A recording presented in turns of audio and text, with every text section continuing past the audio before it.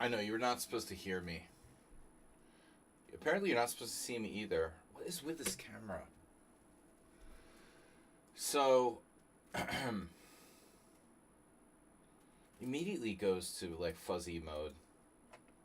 It must have some like this default setting. Like if you're really ugly, it automatically like it really automatically just like makes you softer. Some default setting. The uglier you get. Um, all right. I never liked Logitech anything. I don't know why. I keep getting Logitech cameras. Logitech, whatever. Okay, welcome guys. What's up? Analysis stream with I am. I know, original name, right? Running out of things to call it. People don't like it when you put like subscriber analysis stream because then they're like, oh, it's just for subscribers. I don't want to watch. Um, then we get lawyers begging for subscriptions. So congratulations to Bijak for graduating from law school. Another rich Serbian lawyer. I mean, it's like Hollywood and Hungarians. Ridiculous. Um, I was wondering, you know, World Senior 2025 50 plus. So Smurfette they just say the things out loud that everybody's thinking. I know we'll sue the Trump administration with Bijak. I don't know if he can sue internationally now that he's a lawyer or just national. Are you an international lawyer or just a national lawyer? How does that work? He can only sue Serbians.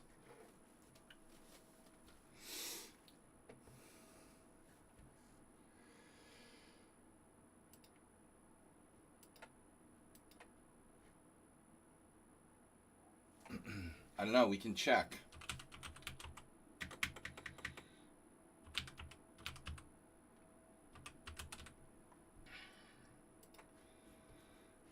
It's hit or miss whether I actually get notifications when people send me stuff. Let's see. No. Hi, Bill. No idea when that was. What was that? That was a long time ago. That was last week. We didn't get anything this week, Arsenal fan. Thanks, Mr. Coffee, for gifting a sub to Bijak. Did you get my game? Oh. Guys, don't you remember? Did you send me a game? I like how Schumacher, though he knew he wasn't a subscriber, sent a game and then begged for a gift sub on the stream. Did I just block you again? Did I just do that for a second time? That's funny. Alright, Atomic Flare versus Schumacher. This is another, like, 5-hour game, right?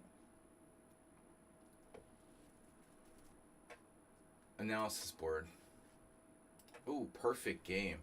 Is this bullet? I hope you sent us a bullet game. Because I specialize in bullet chess. Alright, that's in there. Now.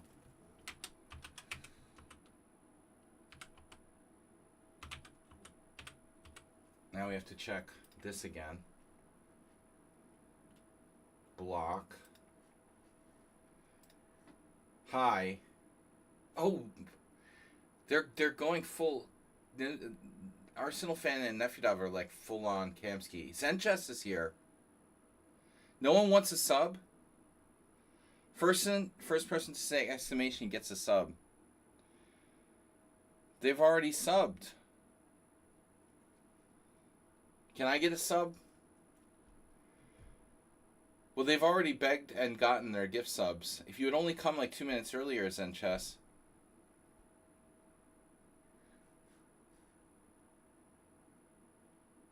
I'll continue my sub then. Alright. So, analysis board. View on Lichess. So, here. Perfect game. Study. analysis. All right, so we got mostly Kamsky games submitted today. I think that Nefedov and Arsenal fan must be taking advantage of the discount for like British players.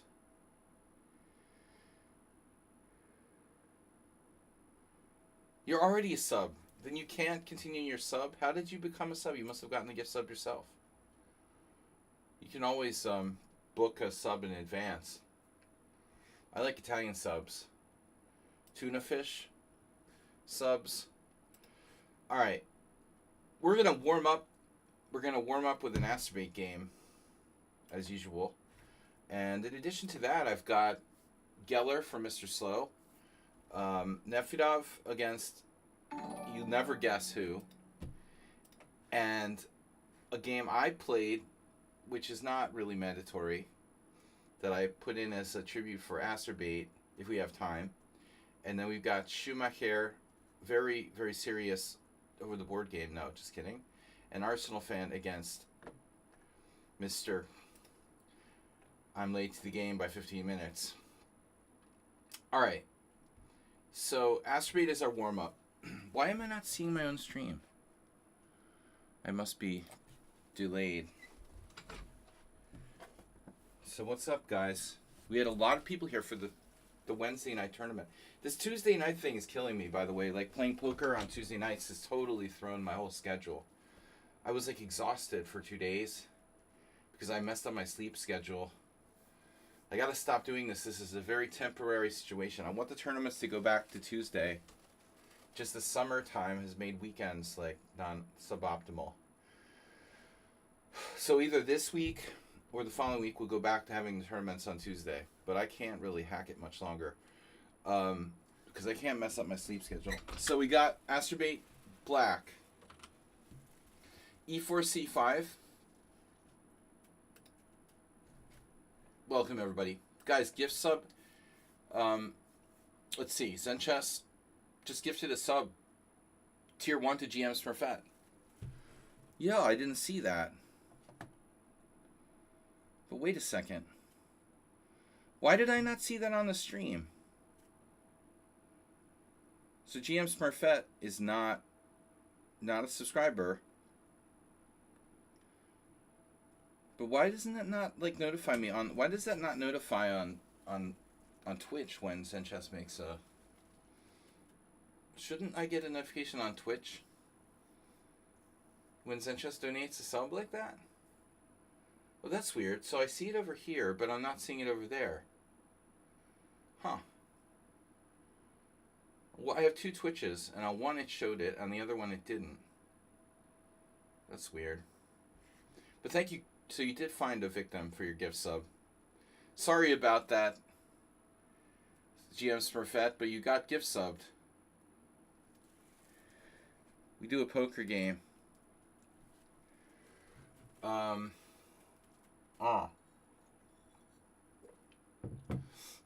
do a poker game. Alright.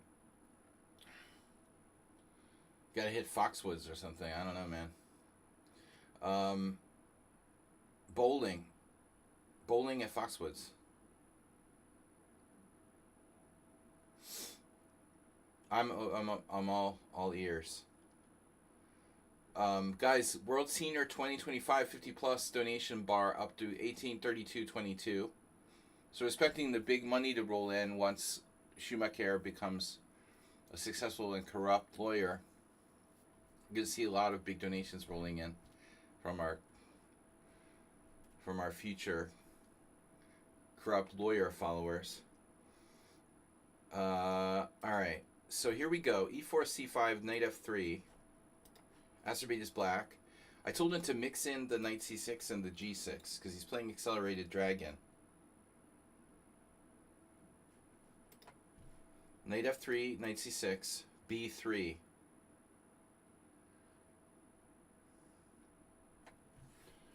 You know, B3 is a decent move against E6, but I think that's really the only Sicilian where it's particularly good. Or, you know, reasonably good. Not that effective here, although there's a question as to what black should do. I think this pawn is oftentimes a problem. White doesn't have a great way of protecting that pawn when they play b3. So I would think like knight f6 would be a good line. You have to be willing to accept white playing e5, but the main move here is probably like d6 and e5. d6 and or e5. So you create a wall. You know, one interesting factoid is if b3 right away, black can play like d6, and if bishop b2, you know, f4, and then the Reprinsev.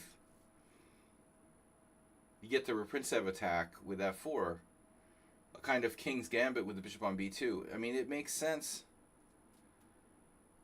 With the knight being not out yet, white can get this some counterplay against that pawn wall. But with the knight on f3, you know, another reason this is sort of not very effective.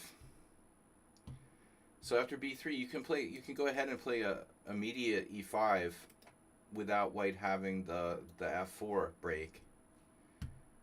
Not everybody's cup of tea, but you can see it was played by Erdos, Saric, Halkias, Gusenov, so a lot of good players. Mariotti, Ostolic. All right, but this is a horrible move. So Acerbate just kind of randomly chucked his knight in there into d4. Now I wonder if there's any sort of rationale for this. It's funny that white takes, because I was just thinking takes is okay, but I wonder if it might be even better to play bishop b2. Acerbate likes moving the same piece twice. He's a specialist in this. If you think about the birds opening not being a very good opening, it's not as bad as the birds, because in the birds, when you play black, right, think about it. When you play black, you know, he's taking here and you're taking with your e-pawn, so your strong point on e5 gets dragged to d4, and then white can play e5 and you have less protection for the king side. At least here, when white's taking, you're taking toward the center. So you're not losing like your strong point on e5. So in a sense, it's not as bad as the birds. You know, once in a while you see people do this against the Rossalimo with bishop b5, but at least there you're like leaving that bishop out, hanging out to dry on b5.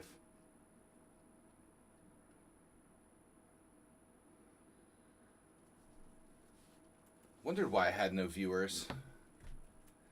All right, so knight d4. Knight d4 is played there, but b3, you know, unprovoked knight d4.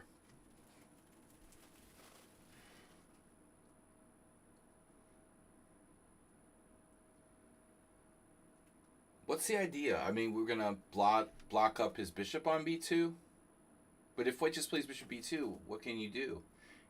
You're gonna play queen b6, I guess. This would be the only consistent follow-up. Trying to support that. There's a problem, right? White could play a move that could attack your queen potentially, either knight a3, knight c4, or possibly knight c3, knight d5, knight a4. So what I would ask is what about, you know, the debate here with white to play this or knight takes c4? Maybe he's right to play this. All right. So knight takes, bishop b2. And yeah, I mean, you don't have to defend the pawn. But e5, you're like light square bishop. Black played g6.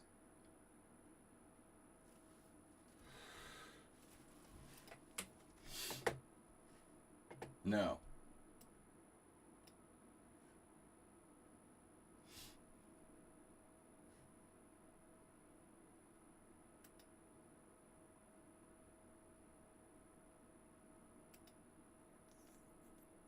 Looks like we have to do something there. So, anyway, original position.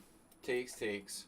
Bishop e2. Now, I don't know. I think that counterattacking here might be black's best option. There is no way to counterattack. Actually, let's see. d5, maybe e5. This pawn remains weak. It looks problematic to me. We end up with no good way to protect the pawn except for that old standard, which is problematic as well. Oops, that hangs a queen. Never mind. Okay, white can't attack the pawn again. Queen g4 is only possible after e6. So maybe this is our best shot, d5. I was also going to suggest this, but after e5 it looks like we have a problem. So the only way to counterattack here is d5. And check enables white to envelop. Doesn't look that bad, but you could take and then play e5.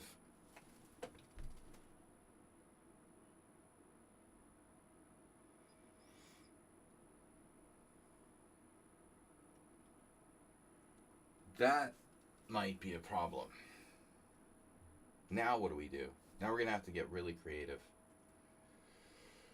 I think it's time for d3 probably.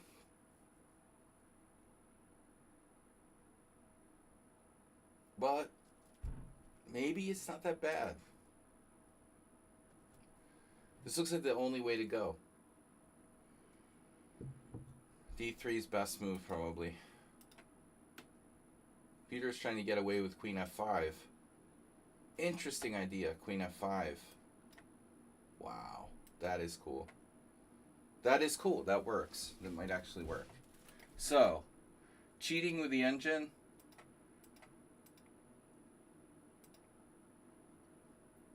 e5 is the best move. All right, Astrobay played it, but I just want to caution everyone. With this move, there are some caveats. The good news is that the bishop is on b2, so it's not on this diagonal. That means that any kind of future break with like f4 isn't well supported.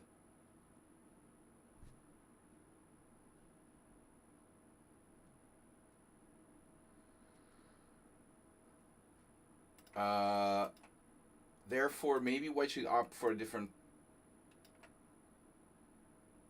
Do you guys really have to do this? Like, during my analysis stream? Alright. So you're kind of detracting from the point of the stream. But whatever. Alright. So, bishop e2, e5, c3, counterattacking the center. This might be a try. But queen h5, that's very Larson-like. I like that move from white. He's inducing some kind of... trying to do some kind of weakness, but not effective here. You have just d6. It's alright. Just, it's alright, it's alright. I just want to, focus on the... I'm not going to respond to you guys. I'm just going to focus on the games. Queen h5. Yeah, if I have to play bishop d6 or something, it's probably a good move, but maybe it's not so good. I mean, you just play d6. He has bishop c4. This is a good move too. So now we can play g6, and that's exactly what Astrobay did. He doesn't make any moves that aren't constructive here. No queen e7, no queen f6. g6 are arguably the most natural move. Queen f3, and now queen f6. Okay, now you play queen f6. What do you think?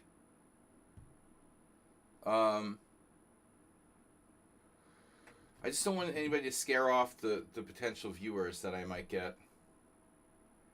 I hate forums. Okay. Queen f3. Queen f6. Yeah, I gave up on forums a long time ago. You're probably better off without forums. Queen f3, queen f6. The best thing anybody could ever do would be like ban you from forums. I hope they ban me too, because yeah, queen f3 is interesting. The best thing that ever happened to someone is getting banned from chat forums. Probably. Getting banned from using TikTok. Queen f3. How do we defend f7 now? I don't know about bishop e6.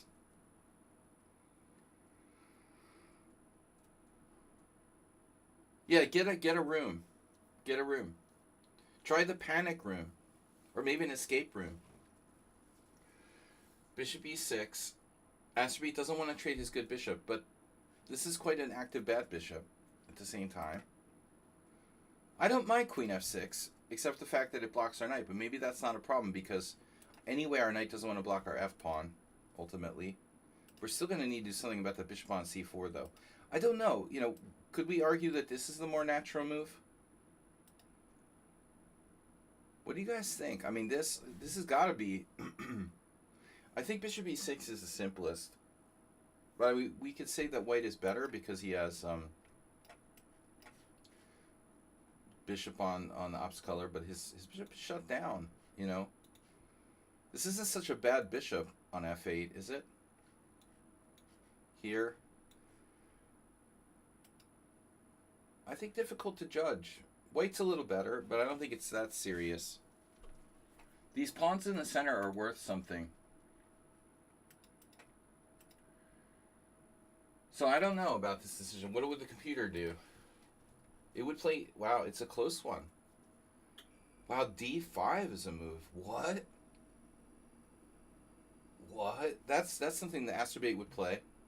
d5. That's not normal.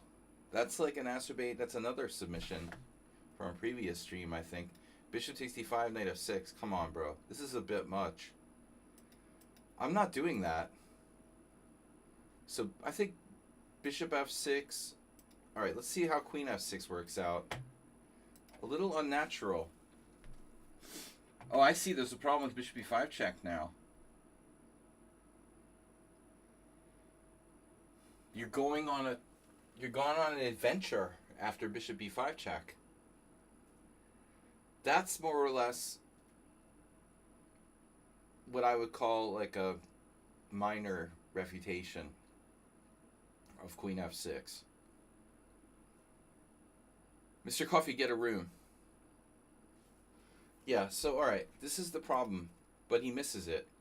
He trades queens. Now we're fine. We're fine. You have a good clump of pawns in the center. e4 is attacked. d3. I want to get your d5 in.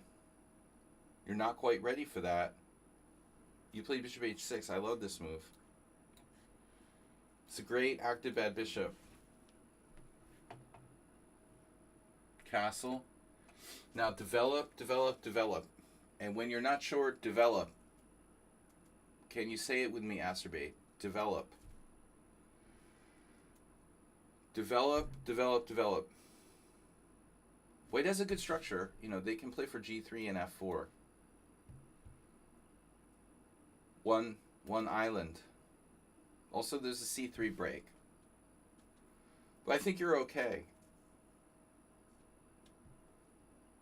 I still feel that this is the solid thing to do. But no.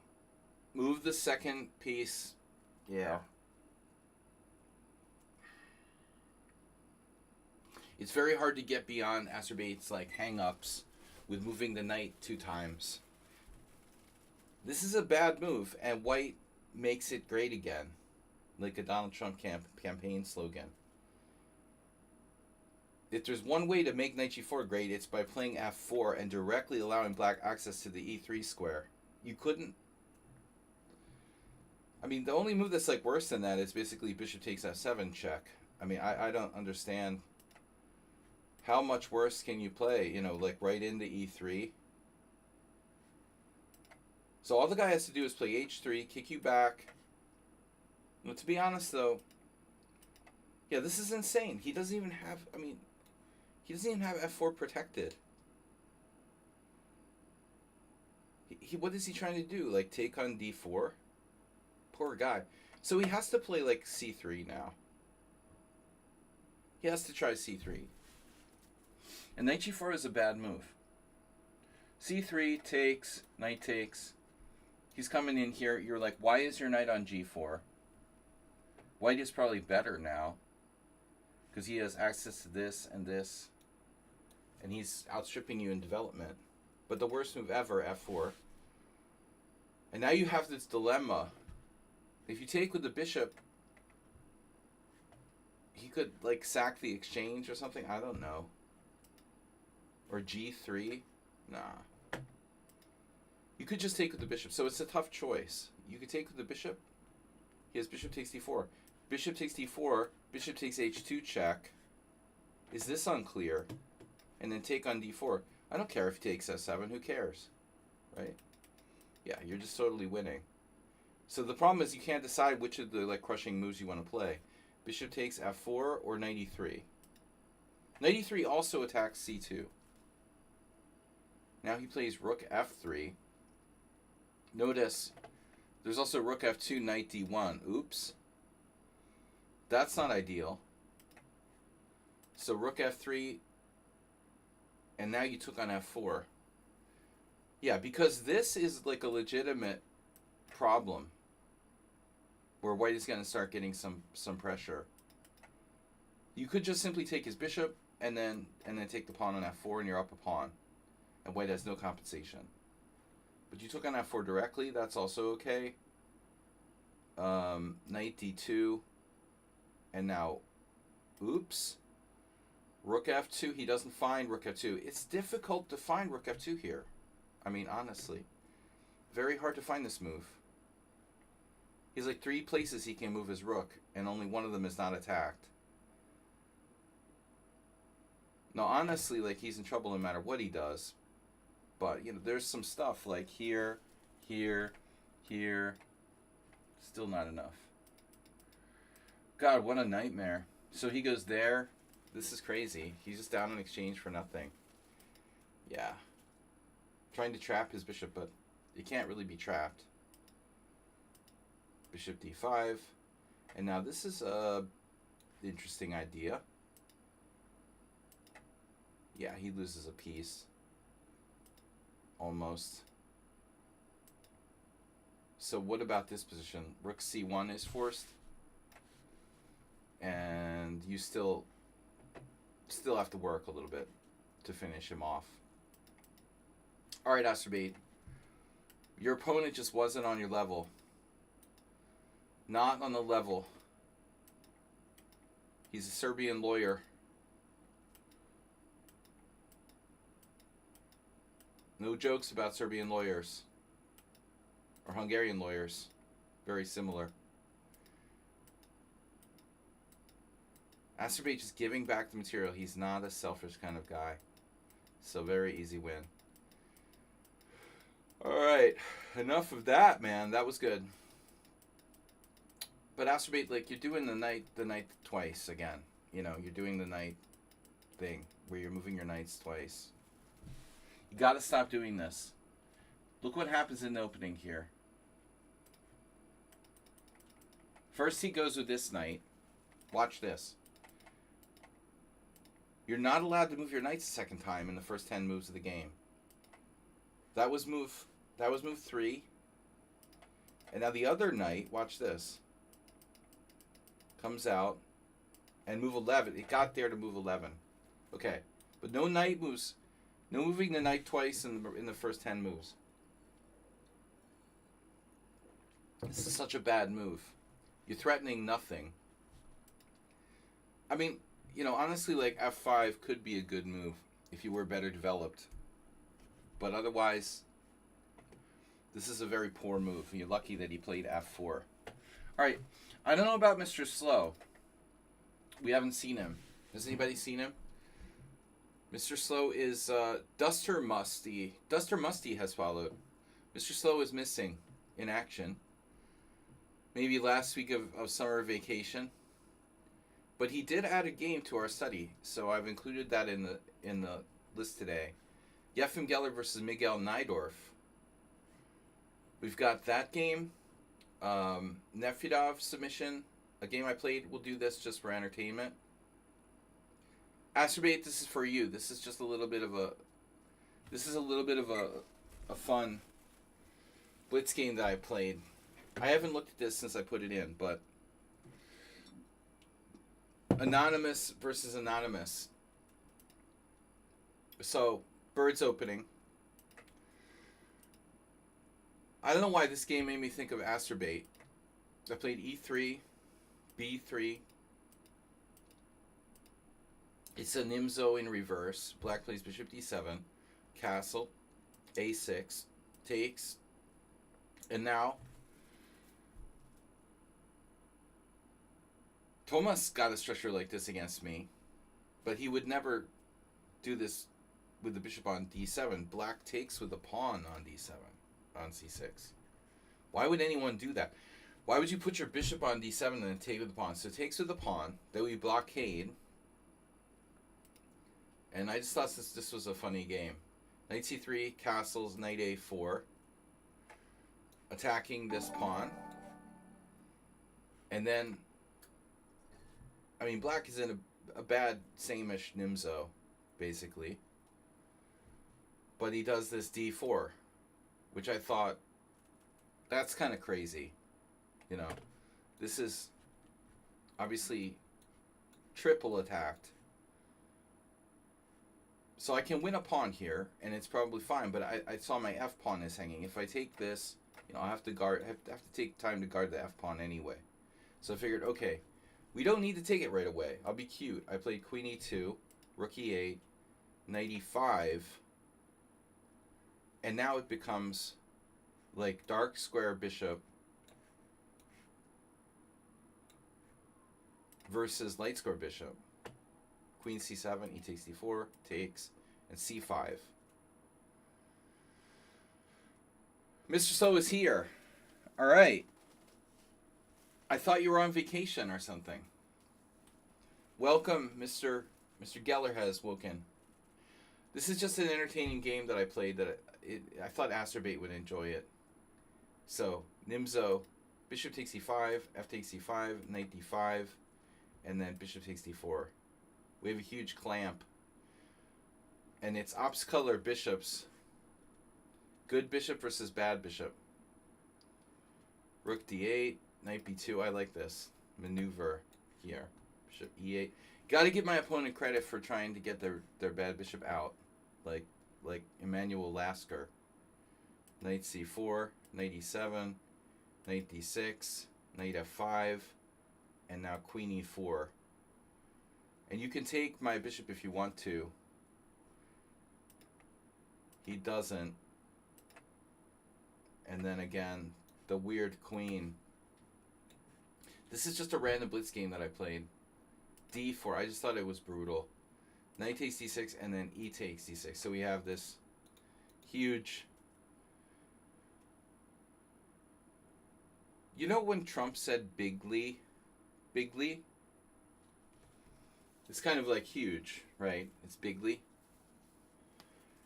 But has anybody confirmed this? I didn't really research it. I would assume that he meant big league. Like the big leagues, right? Mr. Coffee maybe can confirm or deny. I'm not sure. I think he went to a private room. Do you guys have the password for Mr. Slow? Mr. Coffee, an Arsenal fan, private room? Do we have a password for that? Don't you guys think he meant big league? He just said it fast, so it sounds like big league. It's a big league lawyer. I guess that makes sense. Big league? I don't know. Hope he doesn't think that big league is actually a word. Queen D7, Queen H4. I just thought this was brutal. Not a big deal, really. I like this game. I don't know why.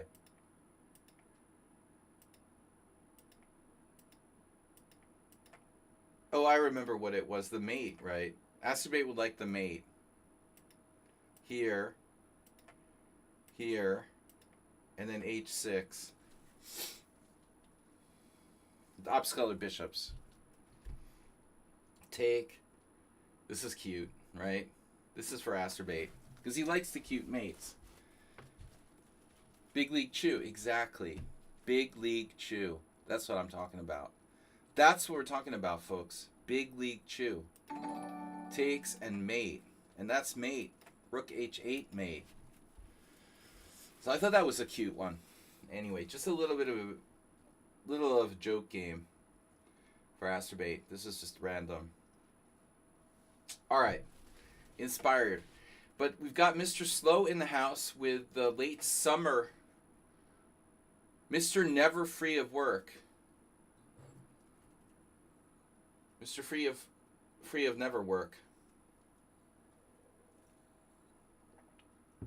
Mr. Never Free of Work just donated $31. Oh my God.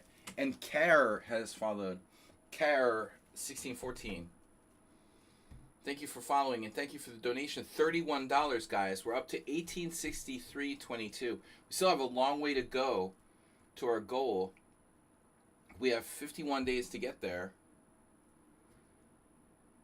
Tomorrow we'll be streaming again a short blitz stream.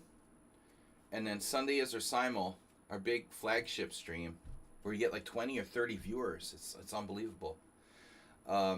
Unbelievable. You should check it out. All right. There are 20 to 30 people who actually care about chess. So, beautiful mate. This is Mr. Slow's submission now. It's Geller versus Najdorf. Great matchup. The opening. What do you think? Okay, so I love when we try to spell Cyrillic names with the Latin alphabet. It's so stupid, you know. Yefim. Is that 3 F's or 2?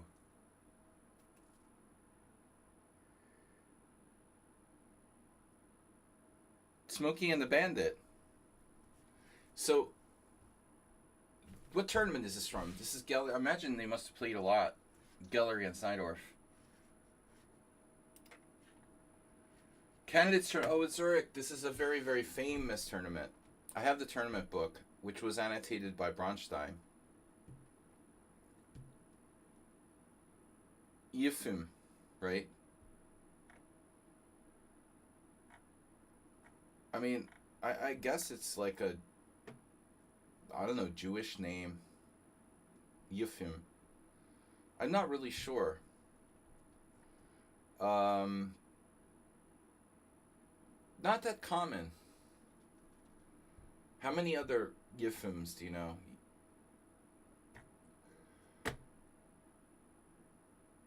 I guess you occasionally see it with the former Soviet players.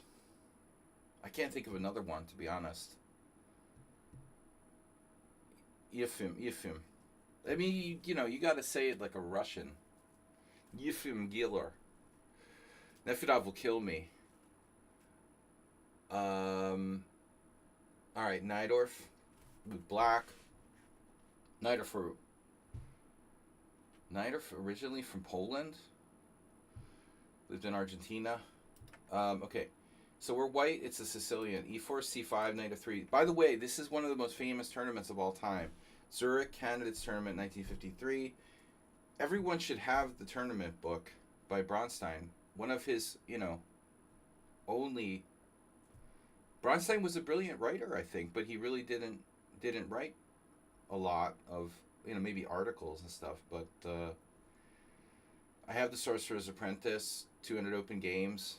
I mean, it's a shame that Bronstein didn't write more because he had a lot of great anecdotes and was an interesting character. So Knight f3, d6, d4, c takes d4, knight takes d4, knight f6, knight c3. We got the Najdorf. And now I'm thinking at this time, the Opasensky variation or whatever would have been like the classical way to play. But around this time, this is the 50s, right? Early 50s. I would think, Spassky and these guys, like the Bishop G5 would have started to become trendy. And that was never Geller's preference, it seems. Geller liked to play this Opasensky variation with Bishop E2. And he was content to castle kingside in most cases. So like a really kind of classical way of playing with white, not going nuts with Bishop G5. Black now playing E5, the original Najdorf. E5 isn't mandatory here. Bishop E2 is a relatively quiet move. So if Black wants to play E6, the Scheveningen isn't so bad. If there's ever a justification for playing the Scheveningen, this position is probably it. Kasparov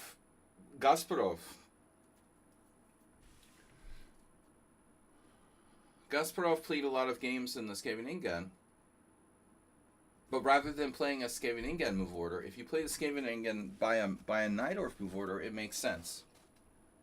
But I think this might be the better way for Black to play for a win, in a way, because you keep a little more tension, but it's also much more dangerous because White has much more space. Snedsteak subscribed for 28 months. Hello, I was just thinking about something. That happens to me every once in a while. So, I think from a practical aspect, E6 is more double-edged. But E5 is more space. You get more space. It's not as cramped. But very committal compared to E6. Thinking or stinking. So White can also play knight F3. But this is much more interesting.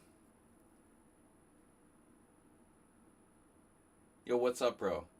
Astrobate with the chess tournament, Zurich International. Yeah, I have no idea if that book can still be published. It's still published, or you can only buy. It's such a fantastic book that it must still be in print. Probably one of the greatest selling chess books of all time. Among cognoscenti, As far as tournament books, it might even be number one, I would imagine. All right, knight b3, bishop e6. Black can also play bishop e7. One interesting thing is like if white plays knight f3 and then Black plays bishop e6, sometimes Black has to deal with like knight to g5. But obviously with the knight on b3, that doesn't matter.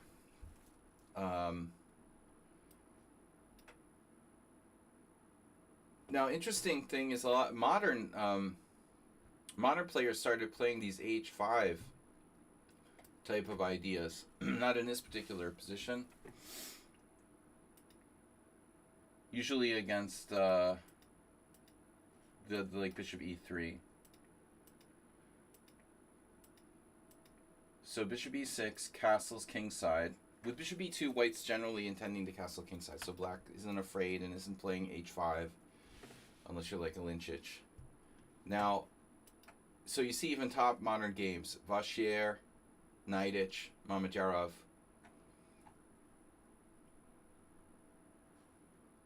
What do we do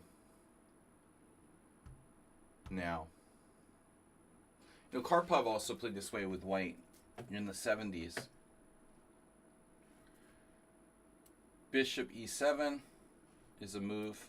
Knight on bd7 is a move. Typically the knight goes to d7 in the Najdorf.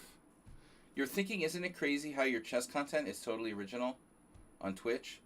Like everyone else are adrenaline junkies or blitz addicts with short attention span. Well, there's a few people, I guess there's a few people like me somewhere. I like, he's not a big streamer, but Art Vega also plays some slower games. And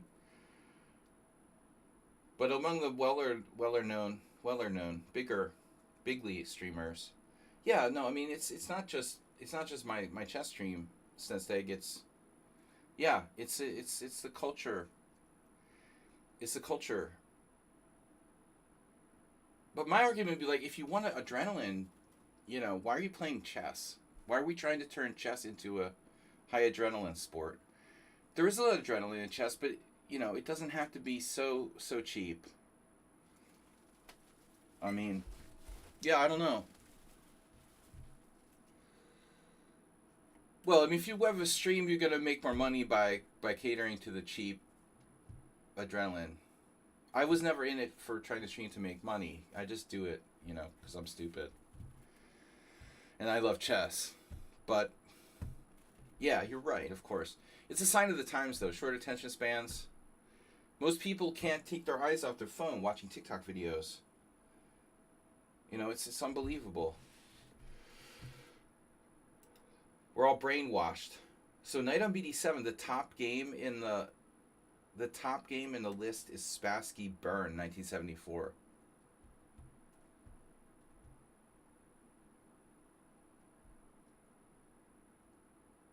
Do I still need games?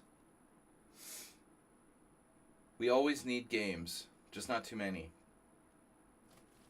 This one was just finished. Okay, thanks, Shaki. Broadcasts? What is that? What is that? Superstars? Oh, Ivanchuk? Alright, let's see.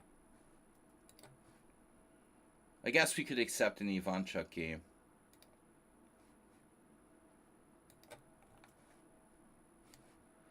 Dude.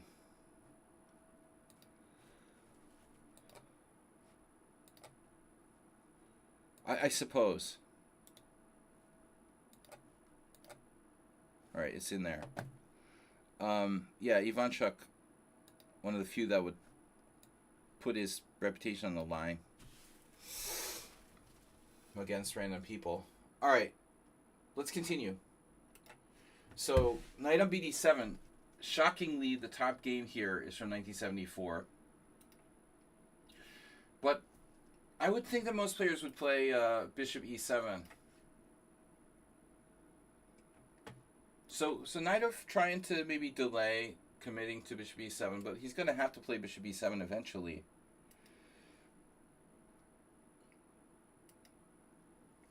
Now F4. And so the billion-dollar question is, what do you do when white plays F5?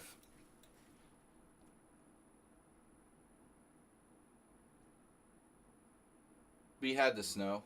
I don't remember if the move order was exactly the same. We had similar. It was a little different, Arsenal. I think you're thinking of the F4. I don't remember now. There were several games, but I don't know. So you see Karpov, Georgiou, Spassky Burn. Black can take on F4.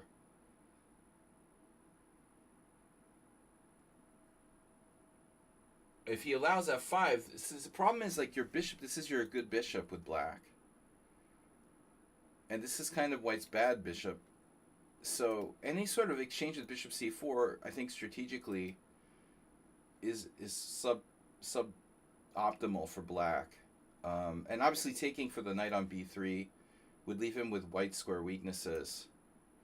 So this is the type of position where you see a lot of moves like rook c8, queen c7, b5, all moves that like support bishop c4, or black decides to just bite the bullet and take here, which is a concession because white can develop the bishop in one move.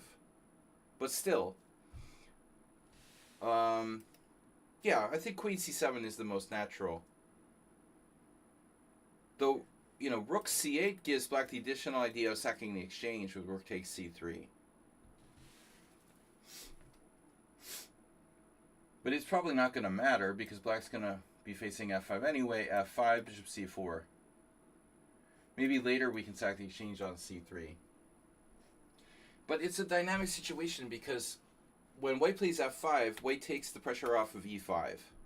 And taking pressure over e5 means that it's easier for black to play d5. And so ultimately, there's so many like shifting factors here. We say this is a bad bishop on e2. This is a good bishop on c4. But is that the case when black achieves d5? If black achieves d5, then maybe his bishop on f8 isn't a bad bishop anymore. You know, it's coming out to b4, c5, what have you. So the whole thing about good bishops, bad bishops, is dependent on the central pawns. If the central structure evaporates, there is no such thing as a good bishop or a bad bishop here. Although this bishop is pretty bad. I mean, white's pawns are 5 out of 7 pawns are on white squares. I guess at the end of the day, I'm not sad to trade my pawn-like bishop in almost any cases for your light square bishop. But anyway, all right, queen c7, f5. Notice there are other moves here like king h1. Lembit ol. Rip. All right. Also, bishop e3, just, yeah, sure. Developing a piece. Why not? Okay, f5 committing, bishop c4. And now, you know, in the Dragon, we would get this sometimes. In the classical Dragons. Thanks, Setstek, for donating, by the way. I mean, you know, subscribing. Donating. Thanks for donating your subscription. Sometimes bishop d3 in those classical Dragons. Dumbo played bishop d3 here. I guess it's not really a great move. Black is likely to get in d5 anyway. Bishop d3 doesn't really do anything. It just kind of wastes time. So no reason to play that. The question is, what should white play? Okay, you could take... What about taking and offering a trade of queens? If I take, no one's played this. Kind of a fraidy cat way of playing.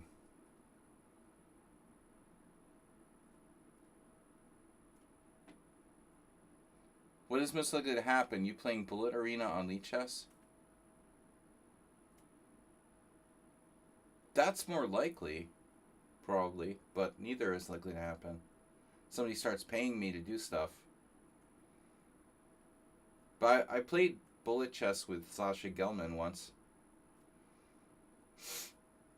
It's more likely I would play Bullet Chess. This is lichess.org. Not .com, you know. That's... I don't want to play on .com. Chess sites should not be pay to play, you know.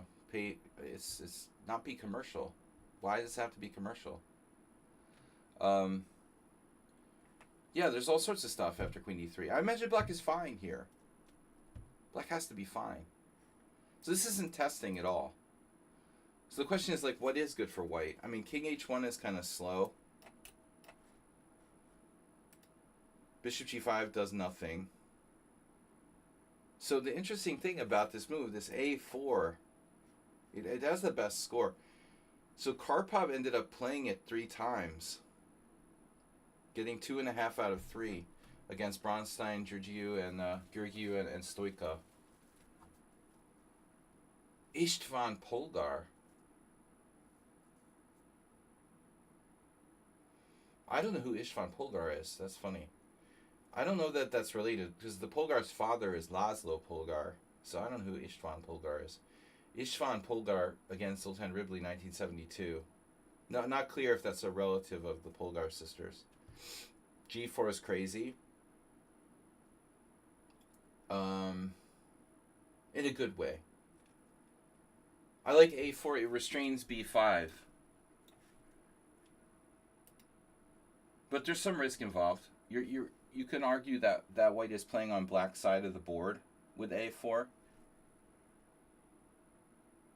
But Karpov must have copied Karpov clearly copied Geller by playing these games in the 1970s. Geller was still around. Actually, I mentioned this before. Geller, I believe, worked with Karpov. Wasn't Geller one of Karpov's trainers?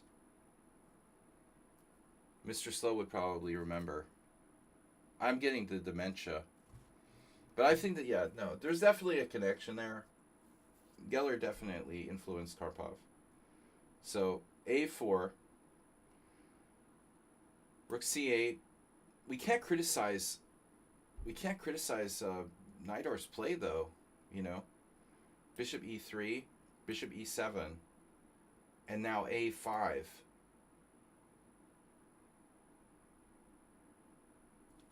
Still, has Black done anything wrong?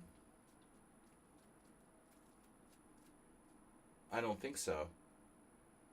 So now Najdorf decides to turn into a modern grandmaster and play H5. Arsenal was talking about G4. No, I think that Geller was one of his seconds, though.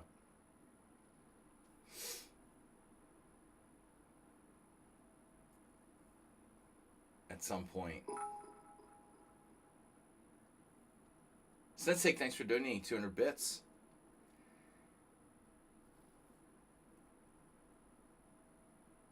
That's true, though. Geller probably worked with almost everyone. Istvan Polgar passed away. Really? I never saw the guy. In 2018. That's strong enough. That player was playing Ribley, probably Hungarian Teen Championship, 2300. Probably an FM. I never met him.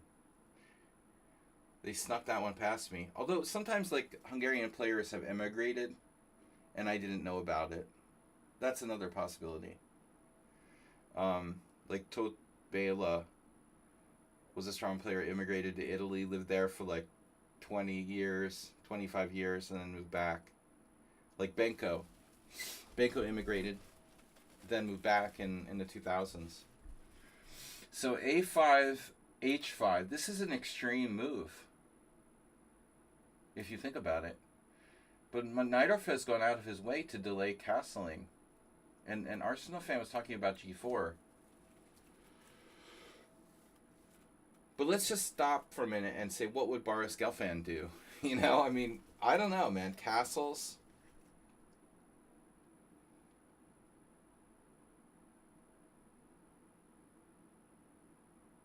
Bozidar Ivanovic.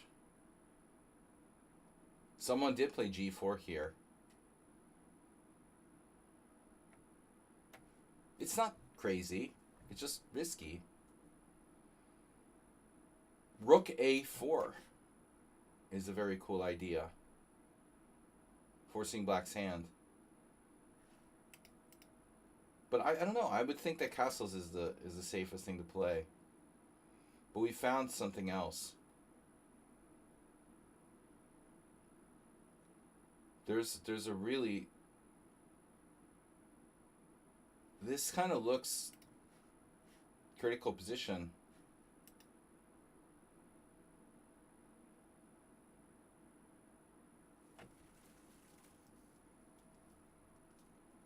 The D5, everything hinges on D5. If Black can get in D5, he frees himself. But maybe he doesn't want to play that. He doesn't feel comfortable playing that till he's castled. But he doesn't seem to be planning on castling either, so I don't know. Can White just improve their position without taking any risks here? Well, King H1 would be very typical of Geller, I would think. I'm even actually a little bit surprised, knowing Nefedov and his similarity with Geller strategically. Geller's famous for moves like this.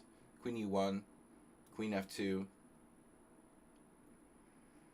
I'm very surprised he didn't play King H1, but I wonder if he didn't anticipate H5 almost. It's like he knows Najdorf somehow, and he knows his opponent. Maybe he sensed Black wasn't going to castle. So A5, H5. bishop takes c4, queen takes c4, rook a4, queen c7. Yeah, I mean, I think I've seen this game because I did study a lot of games in this book. Not all of them. But is this a point where maybe Najdorf puts the queen on the wrong square? Because I'm having serious doubts about queen c6, but maybe he was afraid his queen would get trapped. There's an issue with queen c6, knight d2. I mean, I don't think it actually gets trapped, but for example, if queen c6, knight d2, there could be issues with knight g4. I don't know how serious that is. But we have this idea, I'm saying, like rook c4, where the queen wouldn't have any squares to move to. Yeah, h5 is a typical idea, Arsenal fan, especially modern Najdorfs. But not, I wouldn't think that much back in the day, you know, when players were a little more classical. It wasn't like everybody and their brother played h5 all the time at this stage. After rook a4, I'm expecting h3, and that's what he played, stopping knight g4. But I wonder how serious is the threat of knight g4. So if knight d2, it's unclear. He could have played this, allowing knight g4. This is very interesting. Yeah, I was actually thinking about this. Speaking of Ivanchuk. But Geller, you know, I don't know. It's a lot to calculate. This would be a lot to calculate. He doesn't want to mess around with that. So he plays a safe move h3. It's a little bit slow. But I have the question here about the queen. All right. What if we put our queen on the other square? Queen c6. Well, he would probably still play h3. But let's just say, for argument's sake, we did this, threatening rook c4. Black has d5. Yeah, let's go back, though, one move. All right, let's go back one move here. And I wanted to stop here and note that there's two games from the 2000s. This game, probably some others that aren't in the list. Black has d5, apparently. Bro, I mean, this is the move that we're supposed to be playing with Black. And Najdorf, of all people.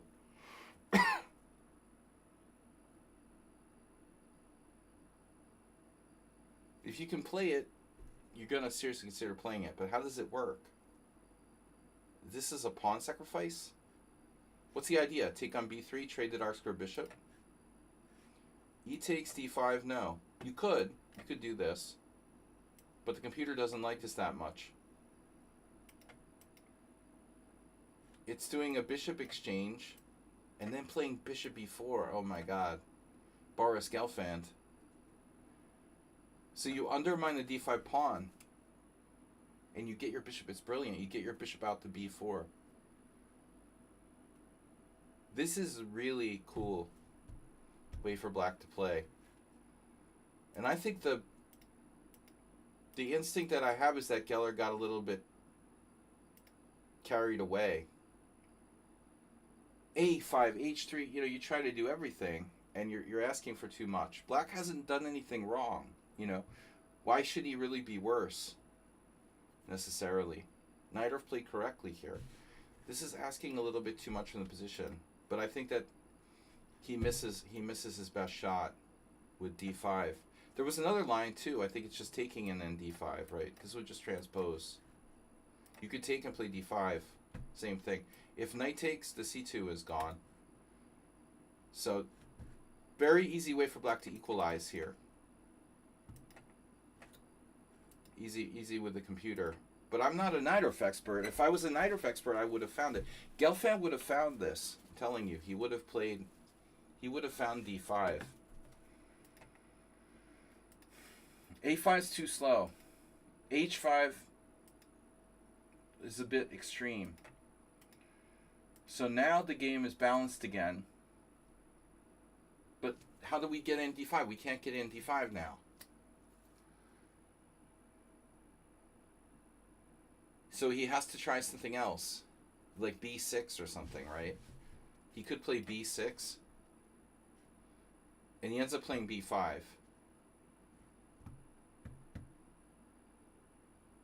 But even bishop takes b3 wasn't equalized. The computer still thought white is a little better there with the late score bishop. But this is interesting. He goes b5 on the next move. Only counterplay. This move isn't necessary. And I think this is a liability in the long run for black. You could easily lose the endgame because you like put one too many pawns on the dark squares or something like that. I think the computer wanted to play b6. Yeah. But it's still, black is a bad structure now. This looks like Karpov 101. Really looks like a Karpov game now. Rook f2, guarding here. Black's plan to play knight h5 in some positions, obviously not here because of knight d5. Rook f2 guards the c2 pawn, preventing queen takes c2. Black plays b5. Rip a6 pawn. So when you play b5, you have no counterplay. You're doing it out of semi-desperation. Knight takes, and now a6 is very weak. But black is threatening this. Knight c4 is huge, as they say.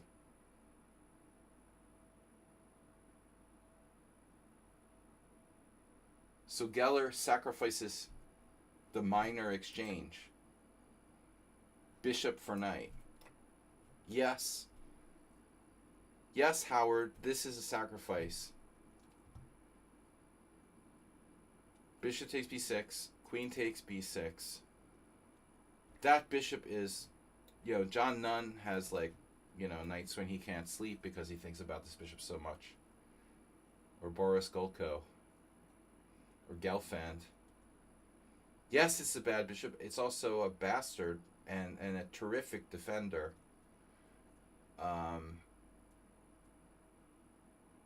So it's not lost for black because white necessarily has two knights and it's a light square bind. It's a very strong defender. Queen e2. So white needs Karpovian boa constrictor technique here. Rook a8. This is a bad sign. He's tied down to his pawn. King h2 unpinning. We still have to watch this. But anytime the knight leaves f6, there's boom, knight d5, game over. Castles, and then rook f1. And why rook f1 and not rook f3?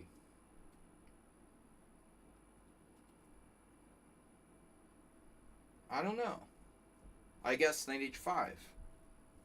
If you play rook f3, knight h5, knight d5, queen d8. But still, at least the knight will get into g3. So there's no knight h5. Yeah, he's going to triple on the a6. I thought this was a good maneuver too. Rook f3, rook d3 would be very strong. Also, there's more than one way to skin Mr. Coffee's cats. But, and I don't think that white has to rush necessarily in this position. But stopping knight h5 is a key. Yeah, that's a disaster, man. That's a disaster. Now rook 1 a2. And don't tell me he's going to play queen a1. I don't want to see any queens on a1 here. This just defends the b2 pawn. He's ready for there or there. See? John Nunn. Boris Gelfand bishop.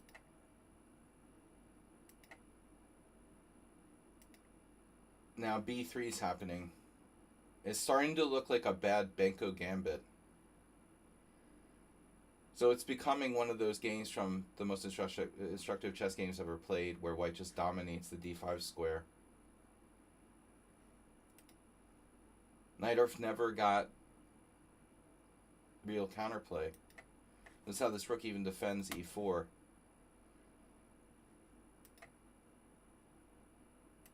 Patience. Patience. And then bishop b6. Classic maneuver, by the way. It's still a strong piece. Knight e d5.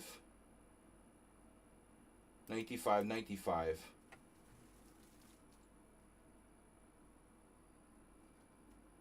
Now, is that knight automatically winning? It's not just the knight. I mean, black is not happy that he played h5, h4 here. I mean, I think this is a problem. Having another pawn, if the pawn were back on h7, he would have, I think, much more safety around his king. But of course, f6 looks extremely dangerous.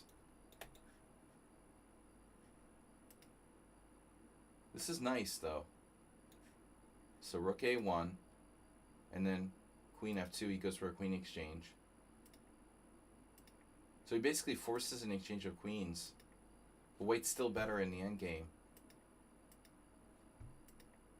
So what do you think? Is this Arsenal fan? Saji Arsenal fan draw? Could white avoid the exchange of queens there? Well, I mean, yeah, you gotta consider it. Of course. c2 is hanging. But yeah, it looks extremely dangerous to take. Well, no, the bishop's hanging. He can't take. So queen g4. Yeah, I mean, I think a lot of players would have played queen g4. Who knows what the time situation was? It's move 34. Possible time pressure. Where you've got a choice between, like, you go for an attack, or you're solidly better with no risk of losing after queen takes f2. The computer might say this is the better move.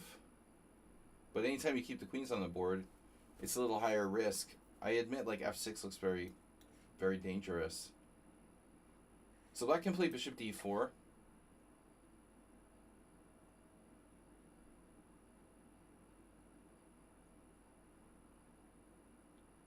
f6. g6.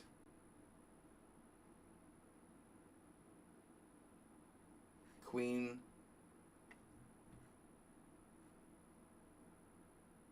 Queen g5, what do we do? Queen g5, queen h6. There's nothing clear. So he plays the safer way. He trades queens, probably time pressure related. Rook f1, bishop d4. But is white winning here? Because I kind of think no, you know. I think our Arsenal fan is going to save this against me, but maybe I'm wrong. Karpov, I mean, actually this is a very technical endgame. Karpov, Arsenal fan, is probably 1-0. Yeah, the computer thinks it's just this one move. Just c3. The engine also would have preferred to avoid exchange of queens. But there is a move we missed. Bishop e3.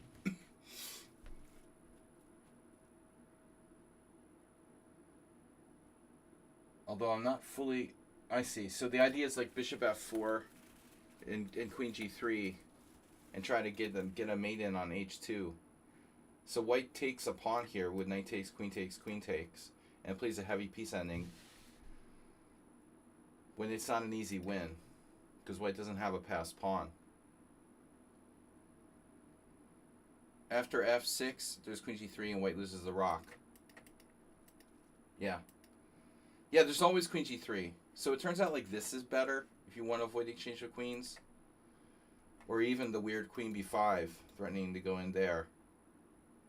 I mean, that's kind of scary. But again, I think time pressure probably. Remember, analog clocks, there's no increment in those days. And so I think there's much more likelihood of serious time pressure when you're talking about like move 40 and people don't know exactly how much time they have. Rook f1, bishop d4, and now c3. And we're squeezing him in a Karpovian endgame now.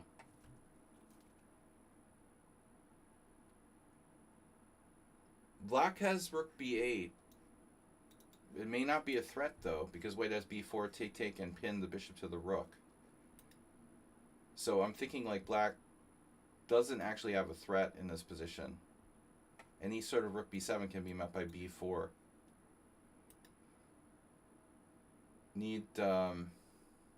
Yeah, I don't know. You can't really attack the pawn on b3. Or if you do, white's going to play b4 and then steal the a file. But maybe not. Okay. So this is what happened. He plays g4, take, rook b7, and then he doesn't play b4, which is interesting. He says check.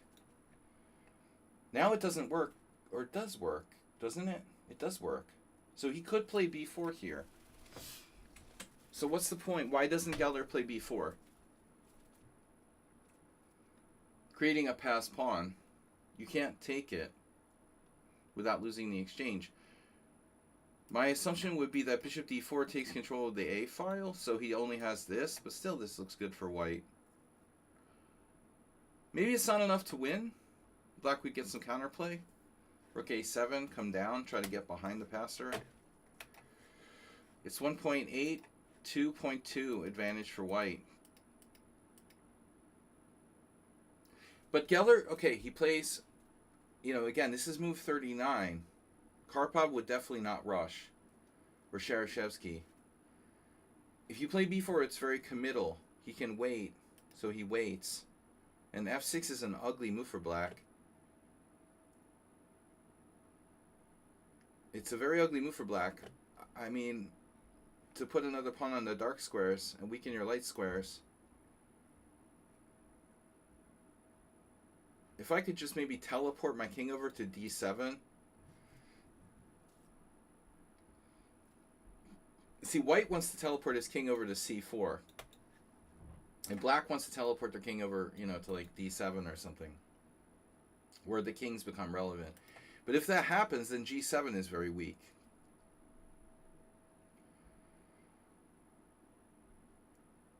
But I think king c4 is pretty dangerous for black. This, I don't know how much this helps black. f6. Yeah, he gets his king to f7. Who cares? Geller's heading right for c4. And this is surprising now. He plays b4.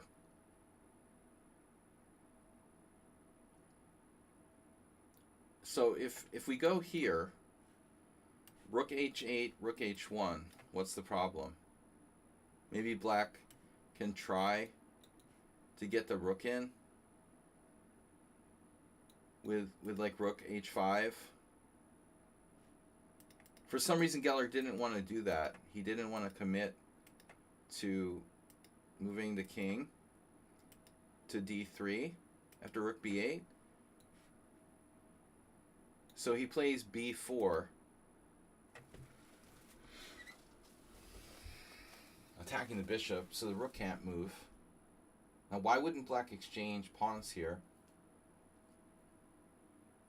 Maybe he wants to keep the possibility of a4 alive. I find that hard to believe. And now g6, trading pawns. And a very interesting move now, not trading pawns here. So this pawn can be captured with check now.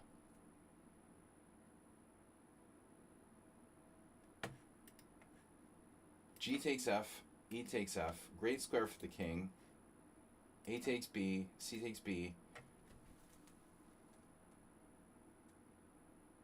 We can't lose a bishop. Bishop has to move. And these poor pawns, man.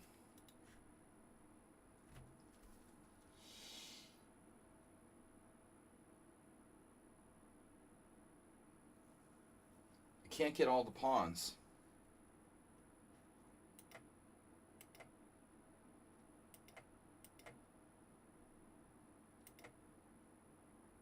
Now, black is almost wondering into some mating nets here.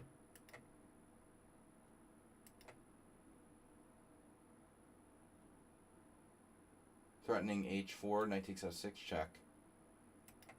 preventing h4, check, king f3, attacking the bishop, and then f6 is hanging. But b4 would be hanging if we take on f6. So this move, what exactly is white just defending the b4 pawn with rook g4 check? So here, I mean, black is obviously in a very, very difficult position. But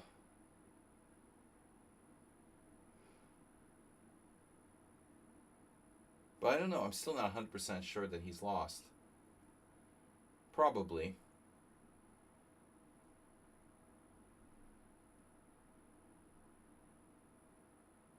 Rook b5. Knight takes f6. Ah. So knight f6 is the mate. Knight f6 and rook g4. So he... Yeah, but he will have... Okay, he would have rook takes b4 there, though. It's not automatically mate. If you go to b5...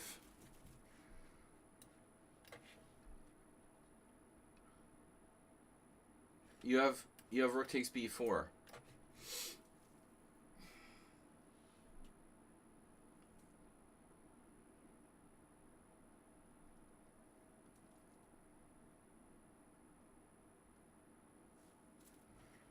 Is this lost? Now it's a draw. I mean, rook f8 looks horrible. It's extremely passive. Obviously, black's in a difficult position. His king.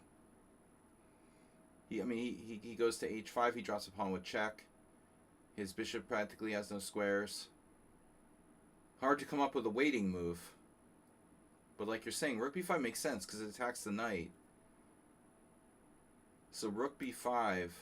There's rook g4. Okay, rook g4. Now rook g4 wins. Yeah, it's just rook g4. I mean, we're going to win pawns with check.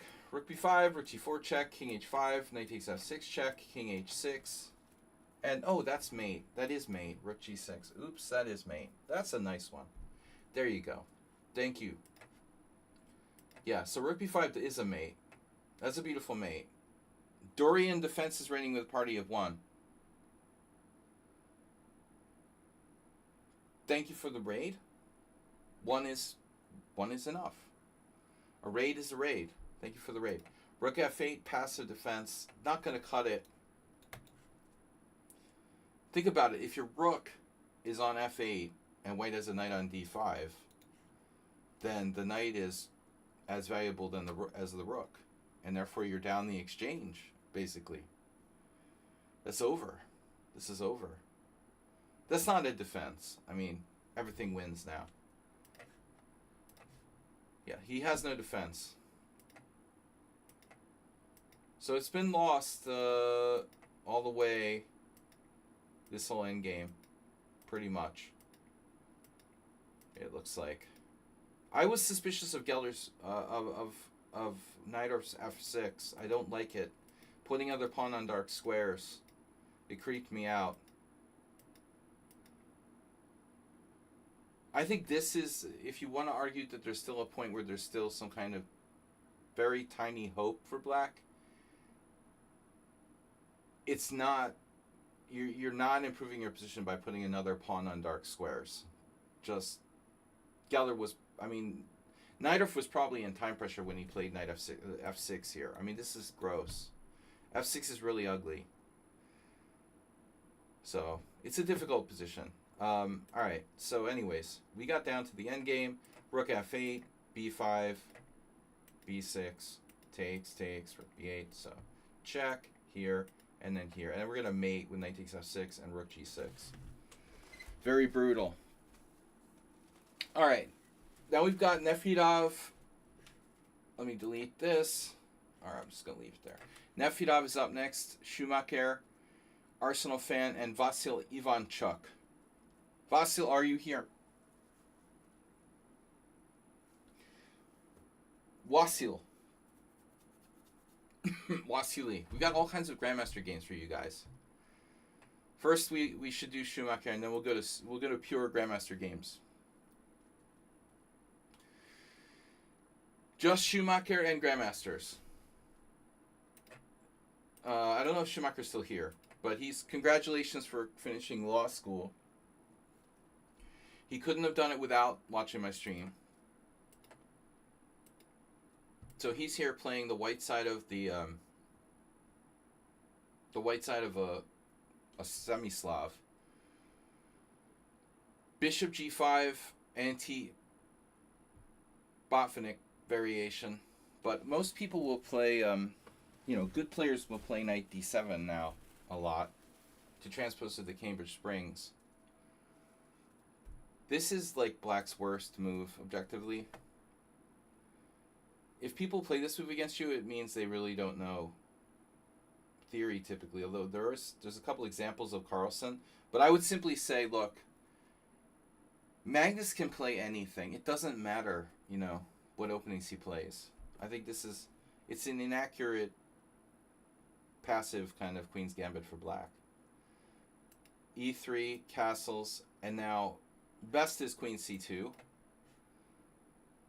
Another good move is Bishop D3, which was approved by yours truly, and I approve this message.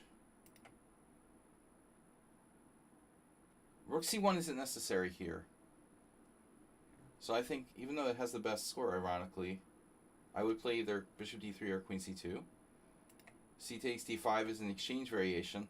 Now, one thing you have to know is if Black plays C takes D, you get this kind of disgusting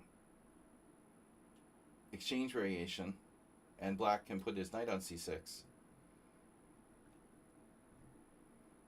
I feel kind of ill when people do this. But, okay, that's not typically the reaction. Black can also take with the knight, trading pieces. We get a normal exchange variation, and then once Anatoly Line did something like this against me, Bishop G4. I feel like we saw this game before or something. Or maybe Schumacher submitted the exact same position like a month ago. There was something almost identical to this. So Bishop G4, usually not a good plan in these type of openings. I would think like White can totally allow that. No problem. Castle queenside, or even castle kingside and put the king on h1. So in a sense, like Bishop G4 is an empty threat. His only real plan would be to play Bishop G6, Bishop H5, Bishop G6, and it takes a long time. Black's better off not doing that. Rook E8 and knight D7. So this is artificial. Castles. You see, I wouldn't do that because you're committing. I don't understand. Like, lately Schumacher never does his favorite thing, which is usually Queen C2. It's like you stop playing Queen C2. Your last game you submitted, you also did that. What is it you have against Queen C2?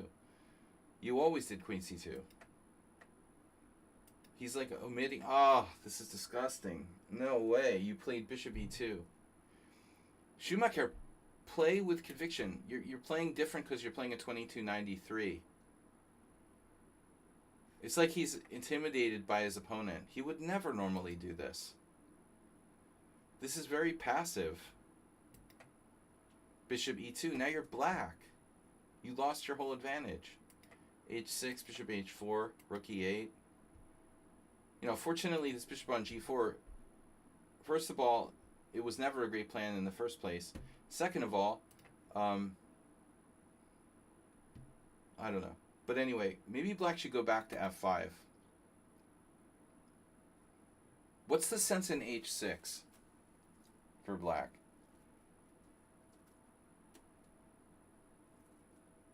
I would think like go here. Oh, look, we got a transposition to like 5 games with Bishop F5. Crazy. He plays solid in the opening, then tactically excels. Depends on how many, Palinka he's drank. Uh, it's funny that bishop f5 transposes some kind of like normal variation. But I think it justifies h6. So now bishop g3. You're practically asking black to play knight h5 now and trade off your bishop. He's not ambitious here. He was very unambitious in the opening here. But I'm thinking because his opponent is like 2300. It's a very fast game. What is this? Rated blitz. He did this exact same thing last game. I don't really like it, you know. You traded pieces, you take on an IQP position now, but you don't have any mojo with white here. Maybe you're equal, but you're only equal. So it's probably better not to play e4. Although it's difficult to come up with a plan. You're on the white side, you're on the black side of a Caro-Kann exchange variation now. Rook c8 is kind of a dumb move. Because what's black going to do? Play c5? I mean, the normal plan is a minority attack with b4, but difficult to get in. Though you're lucky, you could probably play it here. Play rook b1, admit your mistake, and then play for b4. If black plays bishop f5, you play bishop d3. The proper plan, you know. The rook doesn't do anything on c1. You need to play the pawn structure. Go for the minority attack. You know, or maybe trade pieces and play like Karpov. But I don't know. This doesn't seem right. But anyway, I'm overanalyzing like a blitz game. d6 c4, knight takes c4. But I don't think that white has any attack. Now, if he sits there and makes a stupid move or two, we're going to see like bishop c4, rook e1, queen b3, you know, give white like 3 moves in a row. And suddenly this IQP comes to life. Oh, guess what? We have like 7 pieces attacking black on the light squares. But I mean, even right here, if black were to like play bishop takes f3 and offer a draw, what are you going to do, you know? Let's just say my opponent played this. You could try to be creative. Take with the pawn. But objectively, this is probably a draw after bishop takes f3. And you could argue that white's slightly worse because he has an isolated pawn. But I can already tell you what's going to happen. It's going to explode on the light squares, where this bishop on e7 doesn't do anything. Black goes for an exchange. This looks like a reasonable move, but it does leave c5 kind of weak. Support point. So, well, obviously black can take. And again, you know, draw offer is on the table. Yeah, this is where black needs to be realistic. Are you playing for a draw or are you playing for a win? Because b6 sucks. This also became a very strong support point. Knight on e5. I was going to suggest queen b6 possibly. But the obvious solution for black is to take. And then it's equal. But this move weakens our structure. It's like one of those knight c5 Caro-Kann classicals. If we go weaken our structure, again, the white squares look a little creepy. So now he comes back with knight d3. Again, suggestion, bishop takes f3, bishop takes f3, queen takes d4, offer a draw. And get out of there with your half point. But black didn't seem to have any appreciation of that, so he underestimated the danger. Plays queen d5. Queens are the best blockaders. But I mean, at this point now, this is starting to look a little creepy. Maybe the other guy. See? Here. Yeah, black can lose this. He weakens c6, he weakens his white squares. White isn't going to kill you on the dark squares. They can only kill you... Why isn't black better here? Well, where? Like after queen d5?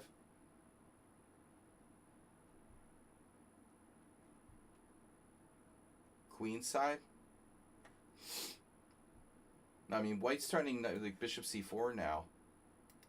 So this is a huge problem. Black putting the queen on d5 is bad. And he weakened himself. I just don't like b6. It's a bad move. You know, I think that this is bad. Well, already, you know, he made some stupid move. Like, why did he play knight f6 here? This is the first mistake. Leaving leaving e5 and c5. Hello, your knight is protecting these squares. Hello. That d7 knight is protecting those squares. And you leave it to go here. White avoids the exchange. And now, you know, you can bail out with bishop takes c5. It's a draw, man. But he doesn't care. He plays this, weaken himself. Now he's probably worse. I mean, if black is real on the ball here, I guess he can play bishop e6. But I think white is fine. White's central pawn is a strength and a weakness, I would say. You know, bishop e6, knight here, bishop d5, a3. I would evaluate the position as possibly equal. I mean, is one side or the other really better here? The computer thinks that black is better by like a fraction. Pretty close. But anyways, black plays queen d5 and then here, and now he's threatening bishop c4. So the dude just completely whiffs it and plays this, not seeing the threat at all. And now bishop takes f3. We could play bishop takes d5 maybe.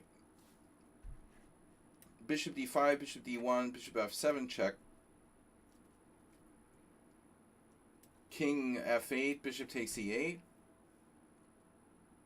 This probably wins the exchange.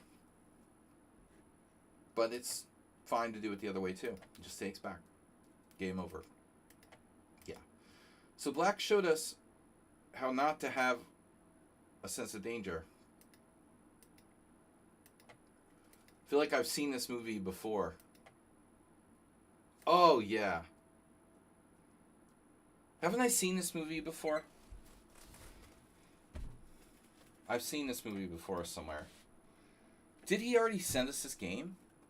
I don't know. Alright, anyway. I think he's gone. The queen side is going to fall. A little later. Alright, so who's next? Nefedov or Arsenal fan? Who wants to go first? Or Ivanchuk? Arsenal?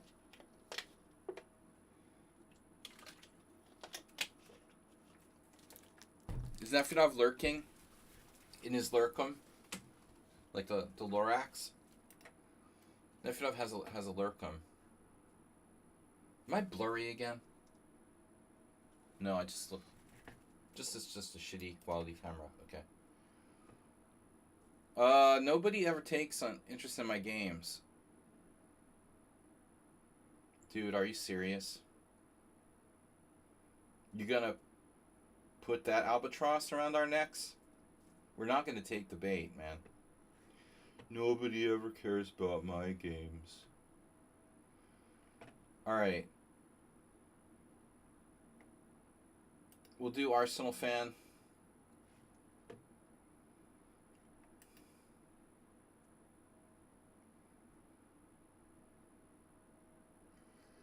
Yeah, because I have no viewers, Arsenal fan. If I had any viewers, they would probably comment on your games too.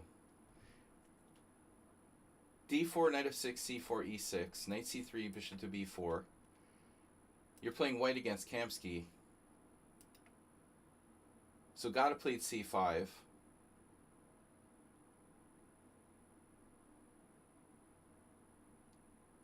Nobody loves me. So c5, I think, is one of the main moves, but I haven't been real excited about it. You know, I'm not really excited about it. D takes c5, and now he castles. I mean, I feel like the c5 is probably one of the most deeply known lines. Now, knight f3 is correct. You can also play bishop g5. That has a bad score. I don't trust a3. That's a main line, right? a3 takes, queen takes. This is not a main line. What variation am I thinking of? So c5 takes. If black plays knight a6 right away, then a3. Okay. That's what I was thinking of. So takes, castles. Knight f3 is correct. He plays knight a6. You play bishop g5. g3 is the main move.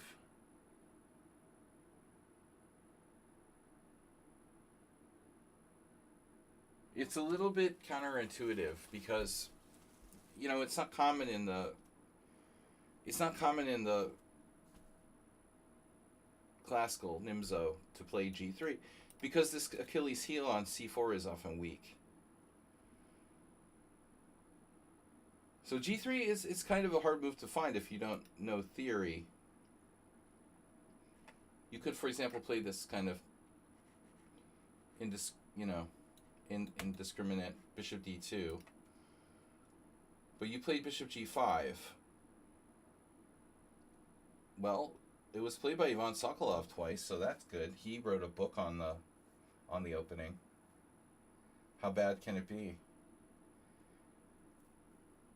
So what's the problem with bishop g5? It's going to be some kind of queen a5 thing? Takes and knight e4? Can black take and play knight e4? Check. Oh, speaking of Tot Bela. See, he was in Italy in 1984. Queen takes c3, knight e4. He actually... Mario Lanzani, Italian masters. Bishop takes d8, knight takes c3, bishop h4, knight e4, knight d2. Wait, there's a nice little bishop pair here. Knight d2, king d2, and white is better after knight takes c5. Two bishops.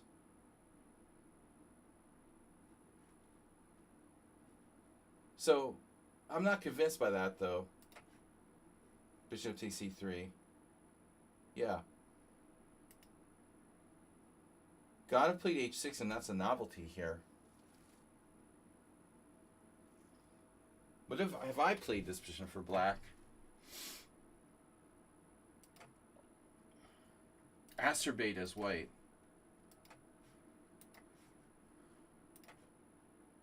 I have one game against Amoeboid. That's one of the cult members in my simul's.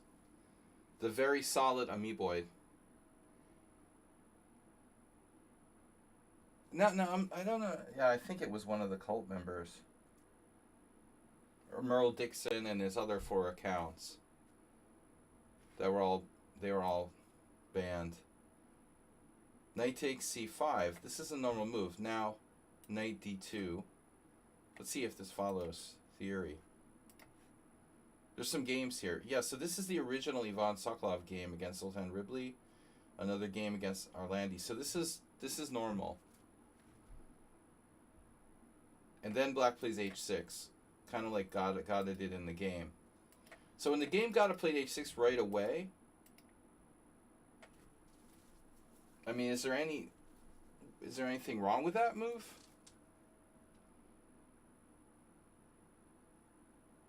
I mean, I guess you could change your mind and play like bishop f4 or something. You could go back to d2. You know, you have options. I will say one thing: you can rip him a new one with like g4 or g5.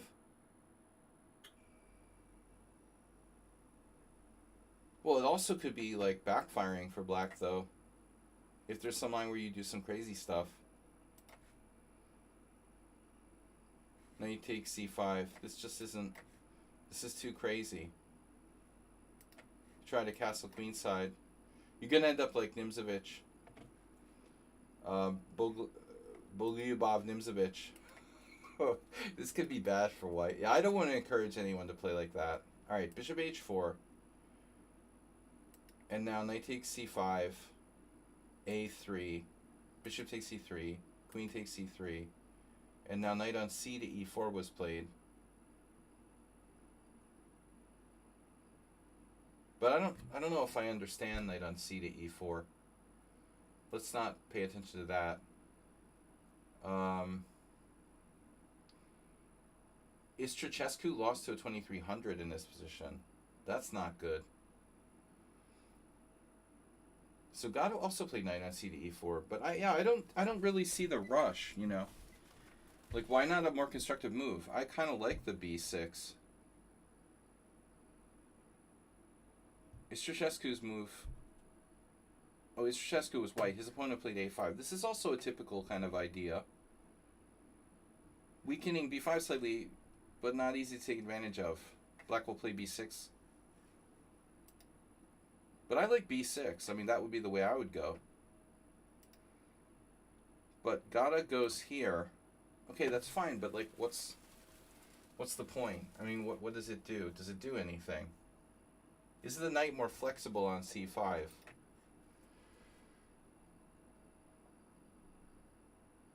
Yeah, but I mean, there are a lot of cases where even knight a4 can be good. Yeah, I mean, if here... I mean, you know, do you really want to play b4? Your bishop's on h4. It's not like you're going here and then mating me on the long diagonal, like in some cases. I just don't think that, you know, b4 is a big deal. All right, it's a minor point, but I would be more comfortable not committing. So here, this might be an improvement, but it can also backfire. He can play, like, you know, d6 and e5. d4 is a better square for your queen. But for how long? Then you might actually regret not having played b4. Exactly. So you played queen c2. See, now this puts pressure on this guy, but, you know, how fast can Gata get to the c file to harass your queen? b6. So I think at this point, you know, you need to start, I would start thinking about trying to get that face hugger out of my position. Oh, queen e4, Yeah, that's a consideration, all right.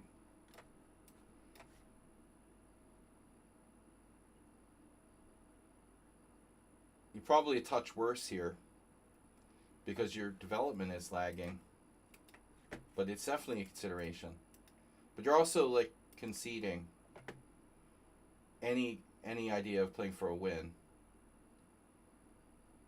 I mean, the problem is you're going to be facing pressure here. e3. Now, I wonder if he should consider bishop a6.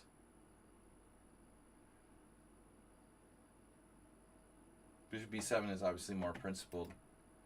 Bishop e2, rook c8. And now you moved your queen, which is obviously very logical. Where to go, though? I don't really want to go to d1.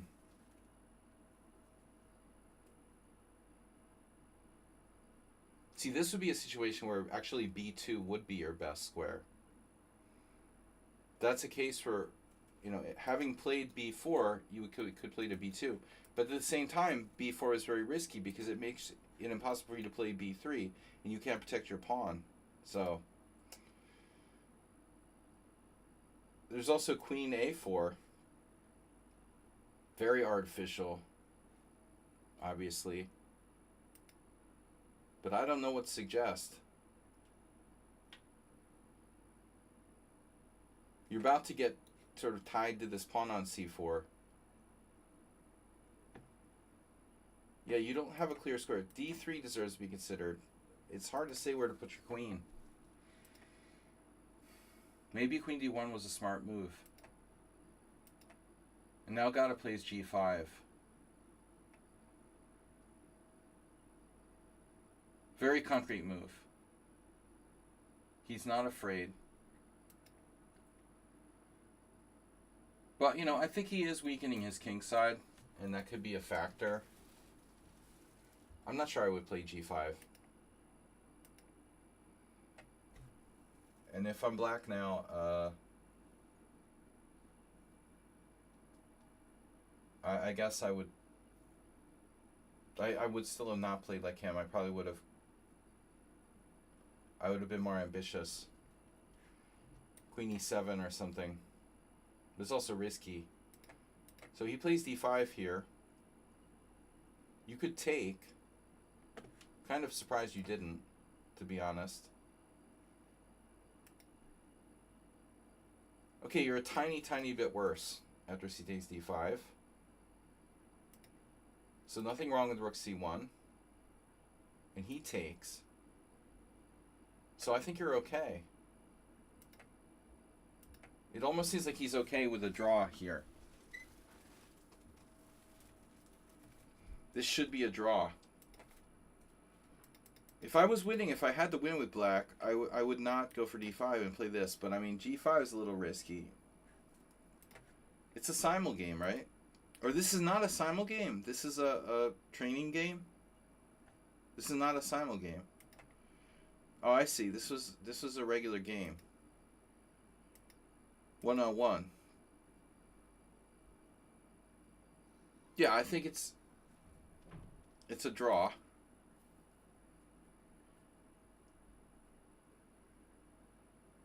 I'd be stoked to get this position against a strong GM. But now we have some technical questions about the c-file. What about him penetrating into your position at c2? No, rook c7 is a good move. It's very Karpovian. If he can't penetrate into c2, I don't think you can lose. So I was thinking bishop d3.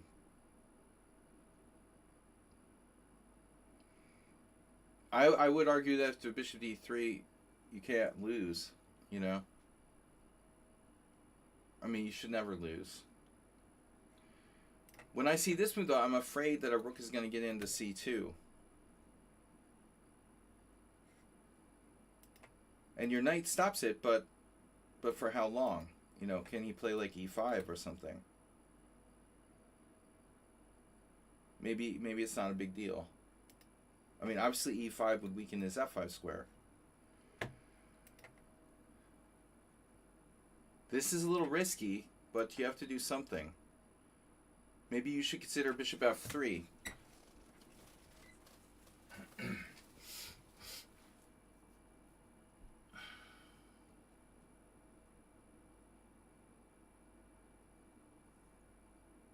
I want to play bishop f3 and take with the pawn. And then you still have that. And I think it's a draw after rook d2. Okay, knight e4 after bishop f3 is possible. But this should still be a draw. He is a little bit better.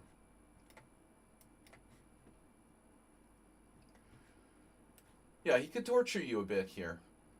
This isn't so easy, true. Knight e4 is a good move. Yeah, maybe we don't want to allow that. Therefore, f3, but f3, okay. Okay. We can deal with f3. King f8, king f2, h5. It's fine. And now, obviously, he's gearing up for e5.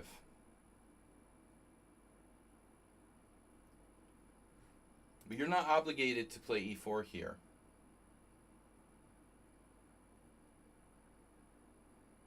So an interesting alternative. You have a lot of interesting alternatives. I mean, you could play rook c2. Isn't this just a draw? You did that on the next move, but you played e4. Another interesting move is bishop here. So if e5, you're going to go here. That might tactically be a little bit tricky because it moves like e4. I would play rook c2. Definitely. Because if anybody's better, it's probably black. You have double pawns, and it's a strong grandmaster. So e4. Okay, you wanted to play king e3, but what are you doing about e5? Okay, so this was your plan. e5 rook c2. You have e5 rook c2, but your pawns are fixed on the wrong color. You know. I don't think that's necessarily advantageous for white to have your pawns on the same color as your bishop. Luckily, you have this other pawn on g3. So e4, king e7, rook c2. He's going to come in with his king now. So you have a dark square, a slight dark square weakness. That shouldn't be enough to change the result of the game.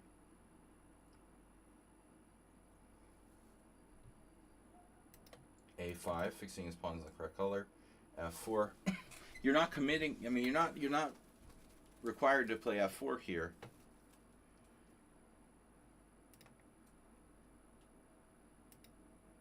Now it's definitely equal. And after e5, he finds some hope.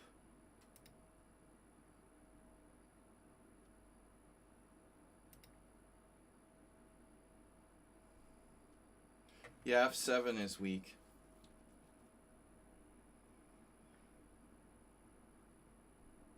There are various things you could do here, but I would guess like bishop c4.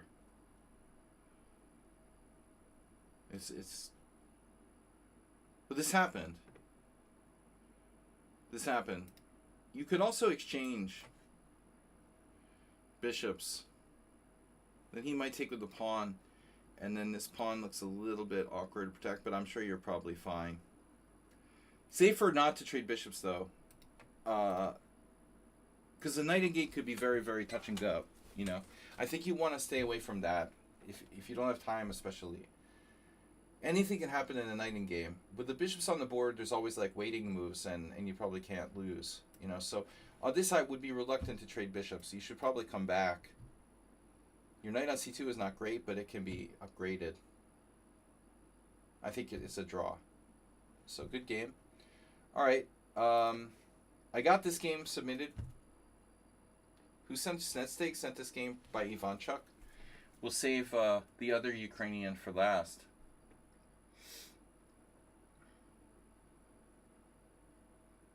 Well, after that move, you traded bishops. Server crashed. All right, so Ivanchuk versus Movahade. I don't know who this guy is. So where is this tournament? Iranian player, that must be young, because we've never heard of him. c4, e6, knight f3, d5, e3. I have a lot of experience with this. b3. So it's a neo-Slav type thing. The black isn't committed to c6. Yeah, this reminds me of... Wow. Black now plays what? Move not in the database.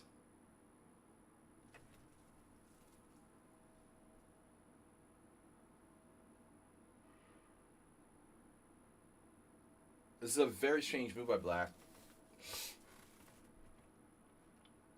It's got to be in there, huh? No games with knight c6. Rook e8, c6, b6, c5, a6, knight b7. Oh no, there's 11 games.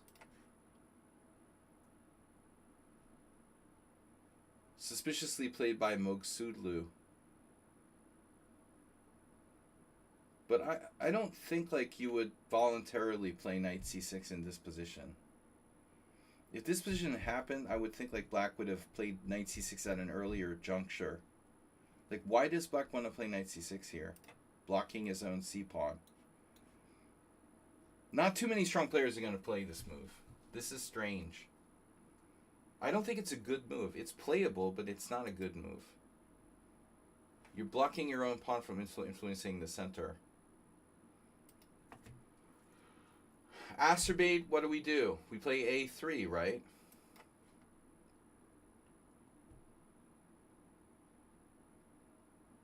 I would expect a3.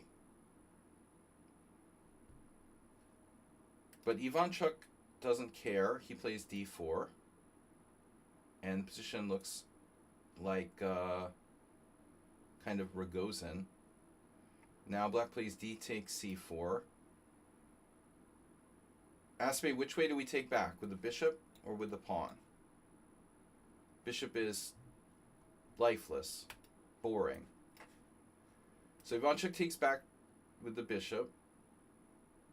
The other two players who have played this position, one is Ganguly, and the other one, another player I don't know. He has a combination of Turkish sounding and Indian sounding names. Plays b takes c. This is way more dynamic. But Ivanchuk must have not liked this for some reason. So bishop takes c4 is way less risky, also less dynamic. Black plays a6, h3. It's a Rogozin for all intents and purposes. And now you're playing Ivanchuk. What do you do with black here? Queen e7, rook e8, b5. Planning on playing the bishop to b7, but weakening your queen side. Bishop e2, bishop b7, castles, and now e5. Yeah, this reminds me of some Karpov games I've seen with white. Karpov Gelfand, maybe.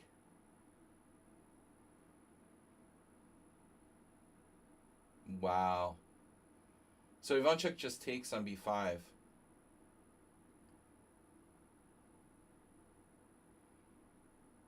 I would say black has a lot of self-confidence to play like this with black against Ivanchuk. But there's a tactic here. Okay, so takes. We sack a piece, get it back. Knight takes e5. Knight takes e5. b5 is weak. Black plays queen e7. Now what? Like queen d4? That doesn't look right.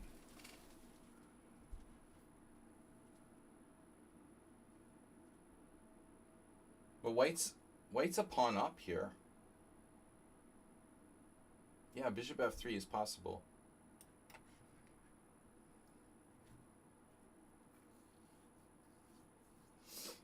Or is it? Let's see. Bishop e5, bishop e5, bishop f3, bishop f6.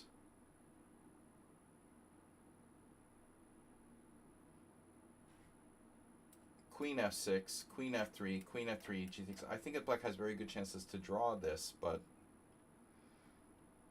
definitely playable. Ivanchuk brings the knight back. It looks passive, you know. I admit that bishop f3, this is going to take some calculation. Hey, there's your suggestion, bro. Arsenal fan, you of all people should have seen knight e4. When I suggest bishop f3, you say knight e4. But when you suggest bishop f3, I didn't see it. Of all things, the exact same thing from your game. Knight e4. Yep, that looks like a good move. Yeah, and obviously, I mean, I looked at this, but it's too precarious after c5. We get into a very bad situation there. So Ivanchuk's up a pawn here. He doesn't want to take any risks. He goes back. Now black makes a really strange move, honestly. I mean, is this a rapid tournament or something? His pawn's hanging, though. Yeah, I guess it's not that strange. How about rook a5?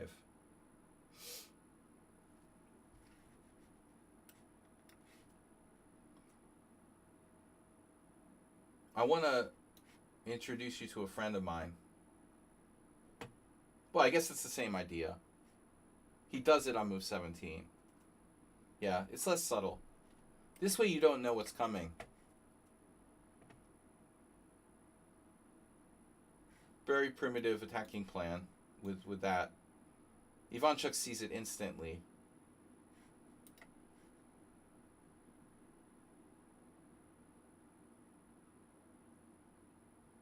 But I mean, the move has some advantages. It fixes a2 as a target. So knight d2, this looks passive too. He's preparing your bishop f3. And then rook fd8. So that's annoying. But now we have a serious question about bishop f3.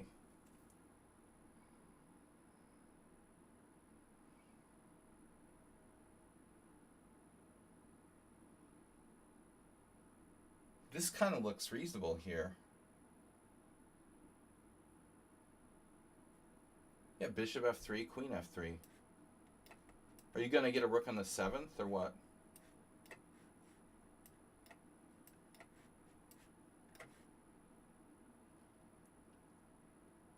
I mean, yeah, I mean another... Oops, that doesn't work. Whoops, that doesn't work. So bishop f3, it's the same goddamn move, knight e4. Fuck. Keeps happening all the time. It still works.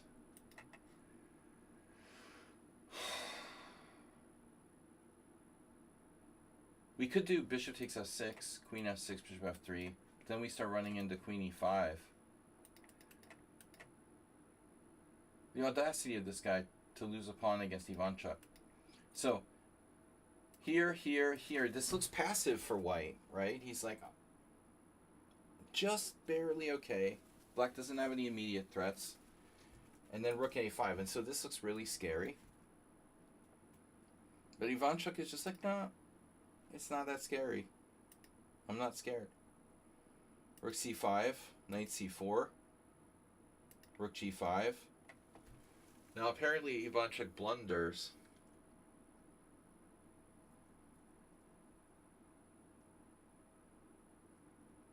Yeah, well,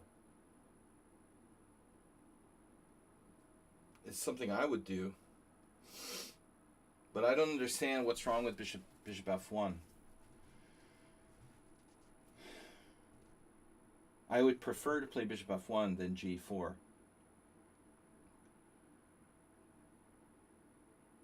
And I don't really see the problem with bishop f1.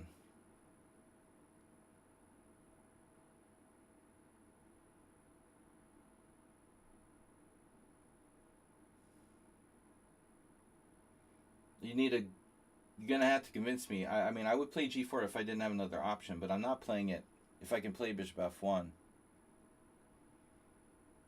Clearly Chucky saw knight e4. Right. Yeah, but I mean, this isn't a big deal now. Because we could take this out. You know, I think, like,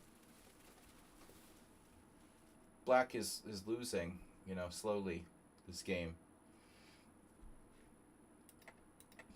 So I don't know why he wouldn't play bishop f1. It's very strange. I'm actually quite surprised that Black has almost enough compensation there, according to the computer.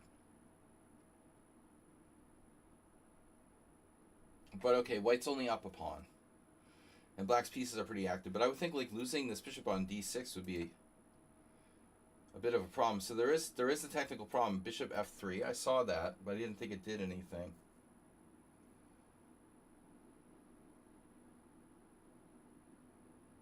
Wow. So this guy is like a human tactical machine. What's wrong with rook d4? Ivanchuk calculates extremely deeply, so he must have seen this. Rook d4, knight e4. Why not knight takes d6 now? Oh, fuck. Mate in 4. Well, I don't think our hero with the black pieces is getting any awards for his positional play. He must be good at tactics. So he would have seen this. Holy shit, bro. Just brute forced it. Rook takes g2 check, bishop takes g2, queen g5. And Ivanchuk would have been splattered. So White has to be really, really careful after bishop f3. Damn, you could sack the exchange. Rook takes d6. Then Black is slightly better, apparently. Wow. So that's why Chucky played g4. There is an out though. Bishop f1, bishop f3, h4. That looks like one of the moves I would play in my simul, and then like the computer would be like double question mark. You're crazy. Bishop d1, rook d1. So this is just another exchange sacrifice. Black is slightly worse. So g4, and now black plays a very natural move here, h5. But apparently he had better. So if you have better than h5, what is that? Bishop e4, knight e4? Just a standard knight e4? That's like equal. That's the best move. No. Fuck. This is unbelievable. He has knight takes g4. Oh. It's like the Rubinstein Immortal game. Rod Levy Rubinstein. I'm surprised this guy, well, it's easy to like maybe second guess yourself against a world-class player. It seems like it would be right up Black's alley. He misses it, plays h5, and Ivanchuk is able to simplify his way to survival. The White's king is open, but after that exchange of pieces, things are a lot different now.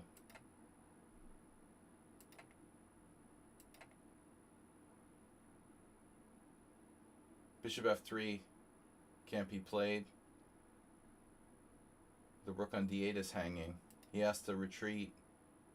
And now rook d4. So it's all Ivanchuk in a technical position now. Boom. Do you like trade? Yes? Wow. This is quite a move, man.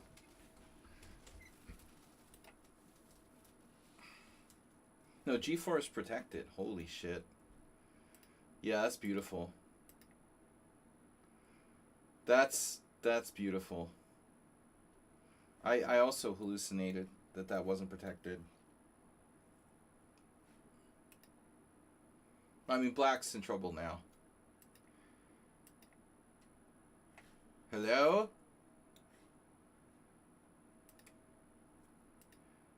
I bet he's not the best defender, this guy with Black. Good attacker, though. Check. And the rook in game.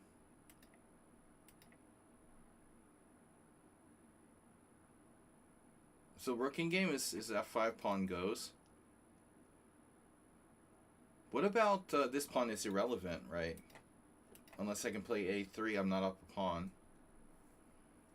That would be scary, so he doesn't want to trade.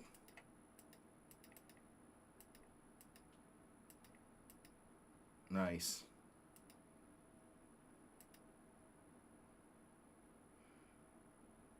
You kind of figured this might be holdable, though. Doesn't matter.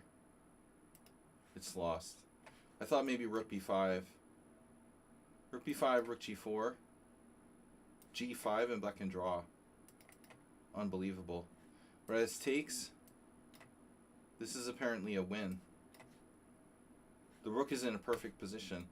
Keeping an eye on this, keeping an eye on this, the king walks over. Yeah. It was a funny game. The thanks to Snisteg for sending this in. Definitely worth taking a look at. Now he's just playing with his food. Okay. Alright, last game is not Arsenal fan. It's Nefedov versus Kamsky. We get a different look. Nefedov versus Kamsky. It's Khan Sicilian. Do you guys get like a group discount or something? e4, c5, knight f3, e6. d4, c takes d4, knight takes d4, a6. So, can you play openings by request? This is Yogata's longtime repertoire. But he does play e5. Plays e45. Now, Nefedov with a very strange move. This must be like preparation.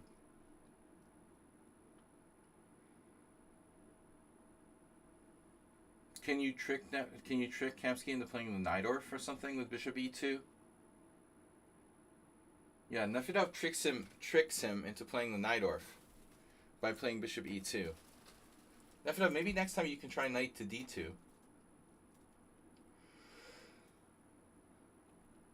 I think this is kind of a cool move that's rarely played. Giving you a little bit of like a Tarrasch French feel. So this is a rare move, but Gata allows transposition to the Najdorf. Although,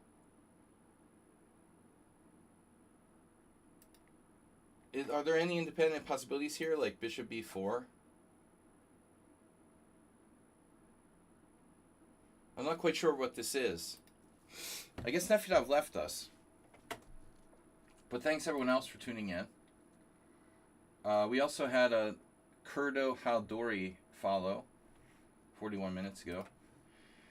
Not sure what this is, actually. What about e5? It's like a weird, maybe a weird pin variation with a6 and bishop e2 included. Mr. Coffee with Anonymous Ghost. So anyway, we transpose the Najdorf. Everybody's happy. Nefedov is happy. You're not watching this boring game. You tricked him into playing the Najdorf. Very, very good. And now bishop e3. Bishop e7. Castles. Queen c7. So, Kamsky with an interesting move order. He plays queen c7 now, giving Nefedov a little bit of an unusual look. Most players would normally play castles or knight to c6. You know, I don't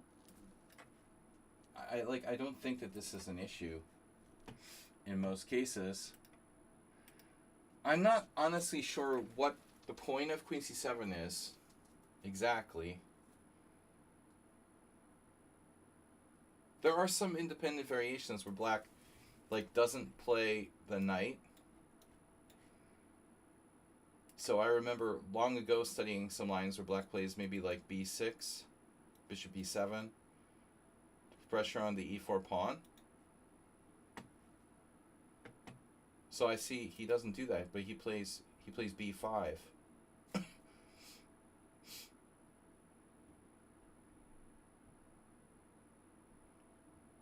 I mean, this is our main concern in you know, this kind of Najdorf. Black will try to put pressure on the e4 pawn, I would think.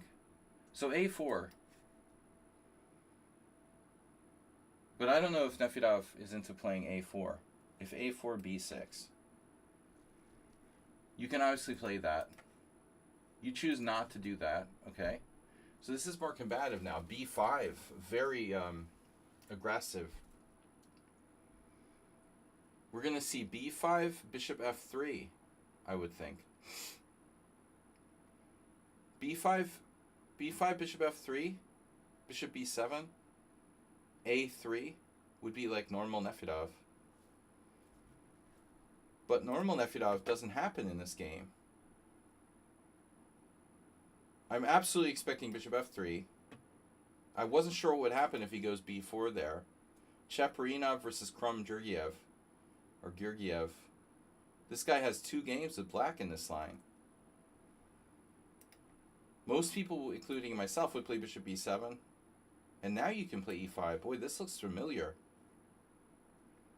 But a3 is also very Nefedovian. A little bit more passive. But Nefedov goes, this is reeking of like home preparation or something.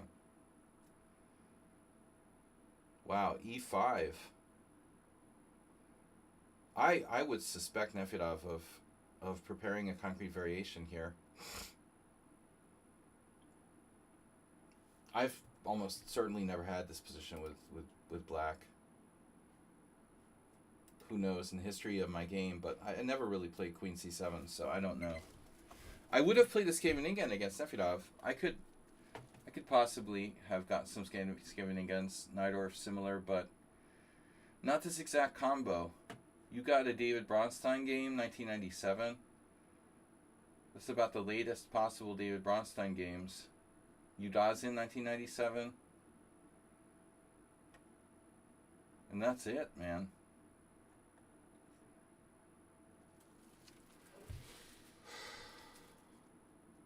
So it's a quite rare variation. E5, DE5, FE5, and now it is possible to take this pawn on E5. John Wallace and Bronstein. So actually, the first game of this was played was Sahis Bronstein, 1997. Yeah, I had something similar. Bishop F4, Queen C5. Who was that against? Bishop F3. This is very sharp. And John played Queen A7 and beat Naf. But apparently white is winning here. So Queen A7 is no good. In fact, the best move is Rook A7, and that's never been played. Unbelievable move. Rook A7, bishop takes B8, rook D7. Oh my god. So it's very, very dangerous. Very, very dangerous to accept this pawn. Kamsky knows that. He plays this. Now we're looking at possible sacrifices.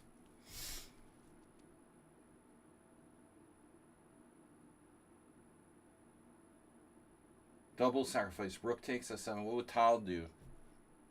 Talyudov. What would Talyudov play? Rook takes F7, knight takes C6. Yeah. I think Rook F7 looks a little bit overly optimistic, but it would be fun to play this, no? Now black would take on E5.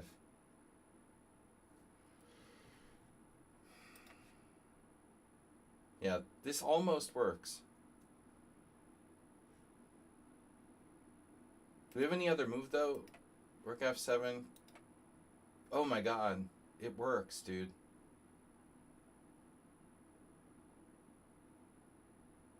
So you have Rook F7.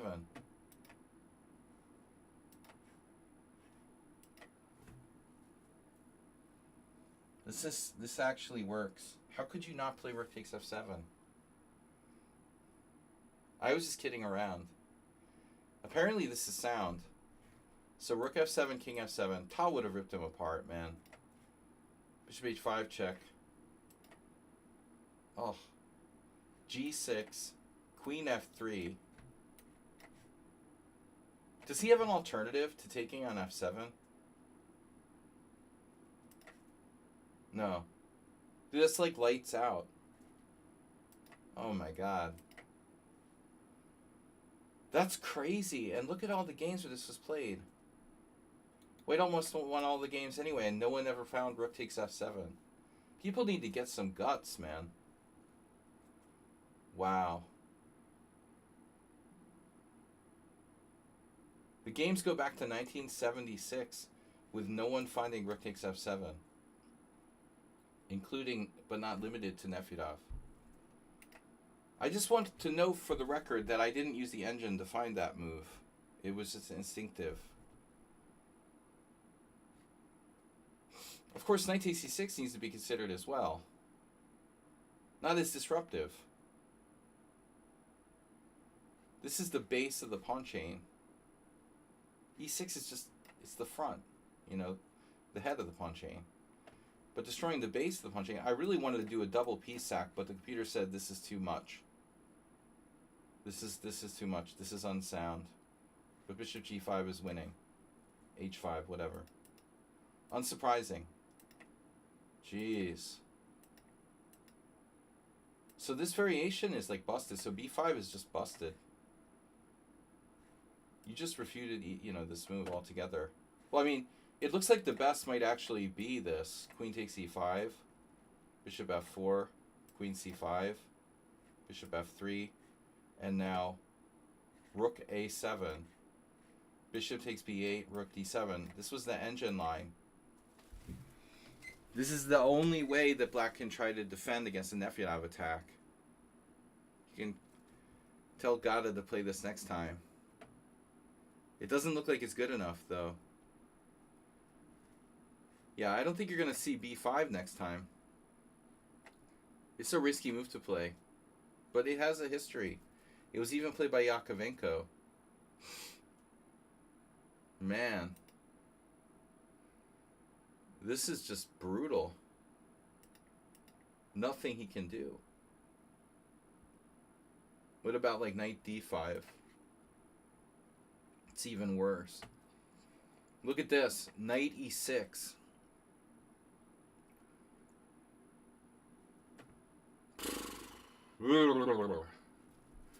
It's that bad for black. So fe5. I don't know how well Gata knows the Najdorf. I know he plays the Khan. So maybe he didn't take your bishop e2 too seriously. Bishop f3. I don't know that he knows this. You've transposed to some normal games now.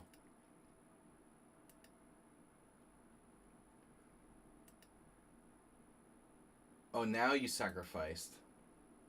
And we're following four over the board games, including a tournament I played in. My first ever... The fourth game on the list was my first ever... first Saturday IM tournament in 1997. Sludgy was 2275.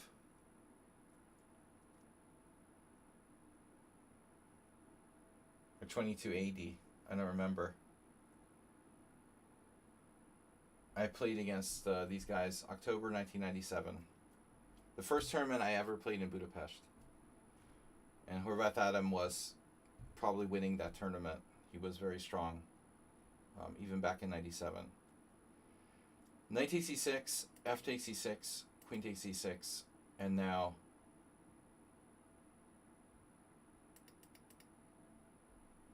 nothing's mandatory.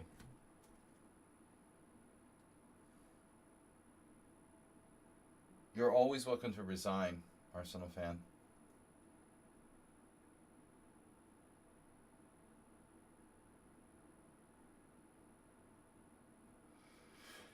There is a scary threat, though. No, I mean, it looks like we have to consider knight c5.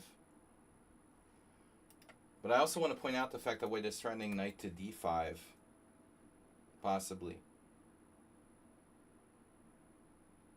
If it was White's turn in this position, you might very seriously consider playing knight d5.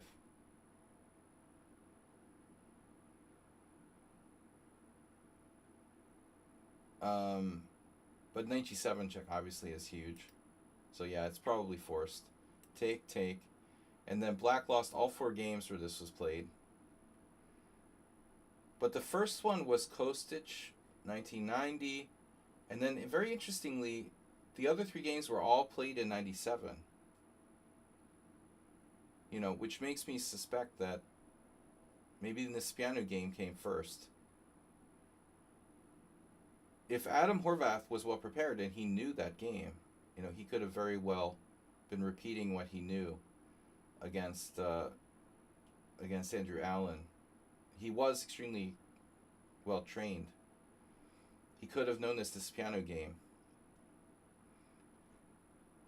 Queen c6, queen f7 check, king d8,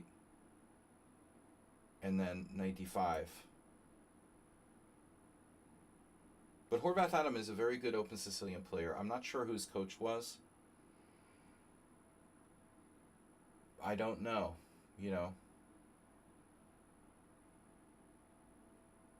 But kind of reminded me of Sachs a little bit, stylistically, or reminds me. very good on the white side of open Sicilians.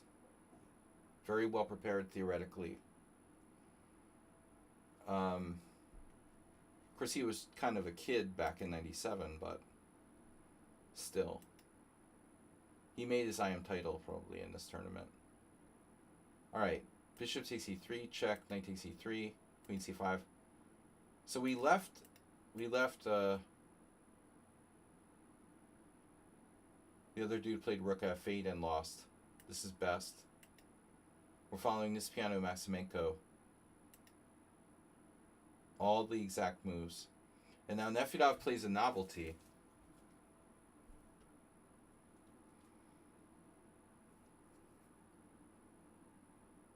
One of these guys, Juan Roll or Nisipiano, played pawn takes d7.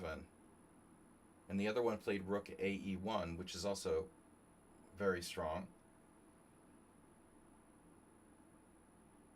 I mean, is black threatening like queen e7 here? Sort of try to develop or something? I guess black is just basically dead. You would think like king h1 would come into consideration, but I guess rook f8.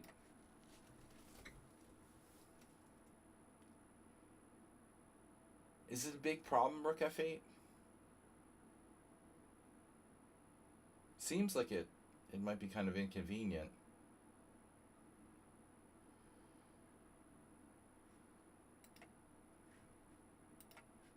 Yeah, someone played rook a e1. Which one was that? So Roll played rook a e1, and then the Cuban guy played rook e8. But I would trust Nisipiano better. He just took. Black took with check. White plays king h1. Black's king is totally marooned in the center. Knight takes d7. Rook a d1. Queen e8. What about like rook a7? It doesn't matter. He's lost in all lines. So Nisipiano is probably right. It's simpler to do it this way. Simpler to just take, give him the knight, and you're just winning. The Nefedov's move looks reasonable. Black has rook a7.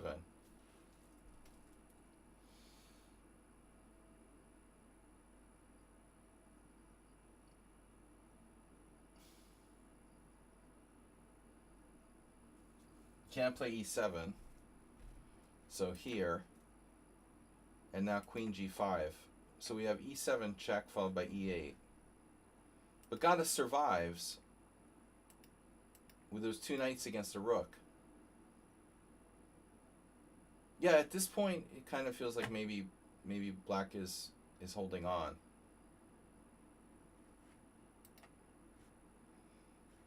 Just about. I mean, this is exactly the kind of thing that Gata would be good at, you know, defending a technical position.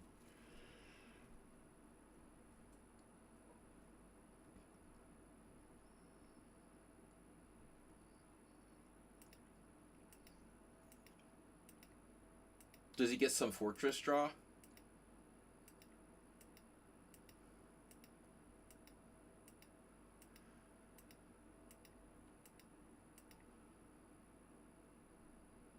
I mean, the rook's pretty good here. I would think that's a strong move.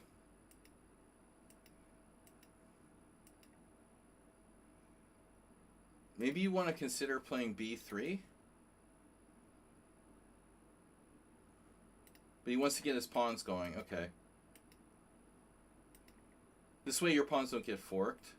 But he's threatening this, and he's threatening this.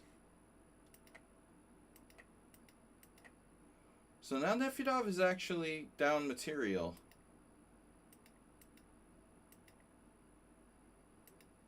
These pawns are going to be pretty fast, though.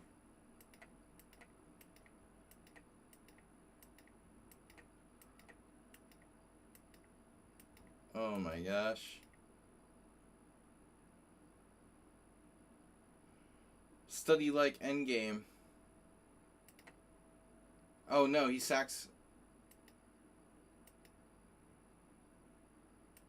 He lets you queen or something? What happens here? Draw here? Draw all that? That's so anticlimactic.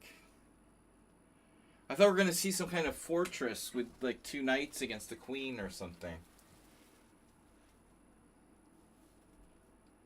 I wanted to see like Gata with 2 knights, 2 knights and 2 pawns against the queen. Something like that. Yeah, it was a short game. You know, Gata must have been disappointed. But I think we learned something interesting from this. You know, this whole variation is just refuted. He would never repeat this again. But instead of king h1, instead of rook e1, well, where? Can you be more specific? Rook e1, rook f e1. Queen f6 check and take the rook. That would amount to the same thing, right?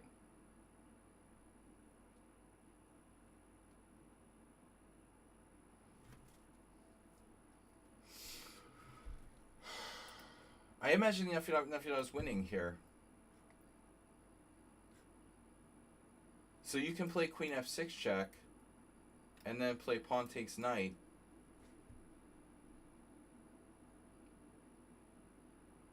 Oh no, and now if rook d8, you can take.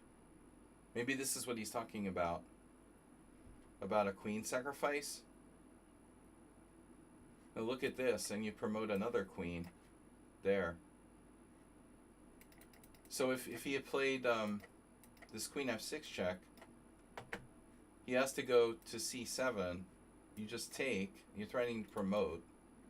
And if he blockades, so he has to play like knight c6, and you just win the exchange. You're just totally winning. Okay, it's not easy. Not easy. And we give a lot of respect to the strong players. But I think, you know, the most interesting position was the one where here, where Nisipianu just simply takes the knight. You know, this is a very practical thing to do. If Black's lost, he's lost. He has to take your knight with check. You go, and now he has to take here. Now, is there any way Black can defend this? Rook a d1. Yeah, he played queen e8, queen f6 check, king c7, queen d6 check. You know, this is the kind of game that was probably in the Chess Informator in 1997. That's how Horvath Adam could know about it. There was ChessBase too, obviously. But this is a spectacular game that would likely have been published in Chess Informant and analyzed, you know. I would think. A piece sacrifice like that in the opening. But maybe it doesn't have independent significance. I mean, it already... We played no. The variation is apparently a mistake. So check this out. When Nefedov plays... Okay, rook f7 is the best move.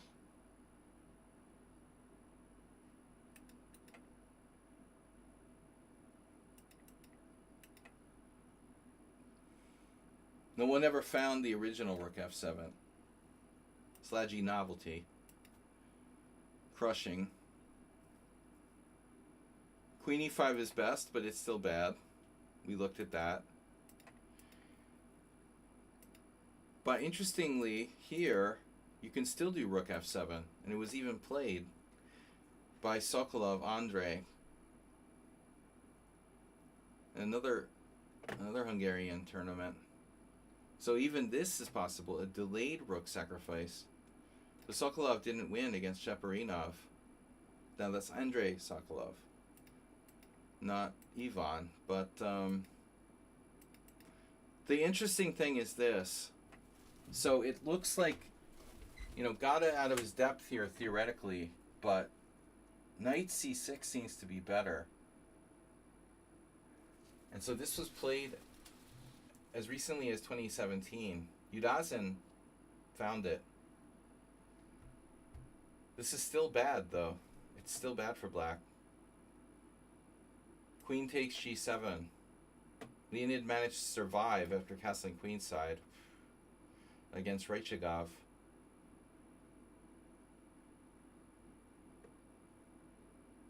So takes, queen takes f7. Obviously a very scary position for black. And the stronger player managed to hold a draw somehow. But that's a better try than Kamsky's g6. Clearly Nefedov was all well prepared for him, booking up on his obscure Najdorf lines. But it's all very strong.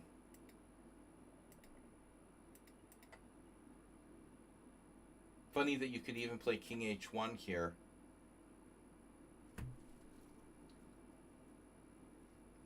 That's another amusing variation. Just don't capture the bishop with king h1.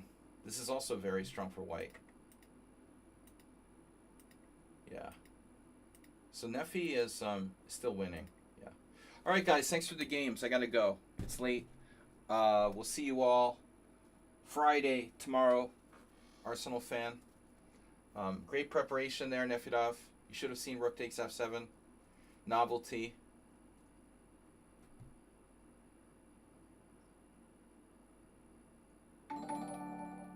What was that? We got a follow from Just Matt. Thanks, guys, for following, for the subscriptions. For Mr. Slow's donation of $31, the World Senior Fund, we're up to 1863.22. Only 51 days to go, guys. Friday's tomorrow. We're going to play Blitz, an hour or 2 hours. Blitz stream in the afternoon. And then Sunday Simul. That's the schedule for the rest of the week. Thanks, you guys, for submitting your games and making my stream great again. I'll look for you tomorrow and then Sunday. Thanks, ever, for tuning in. Thanks for the games.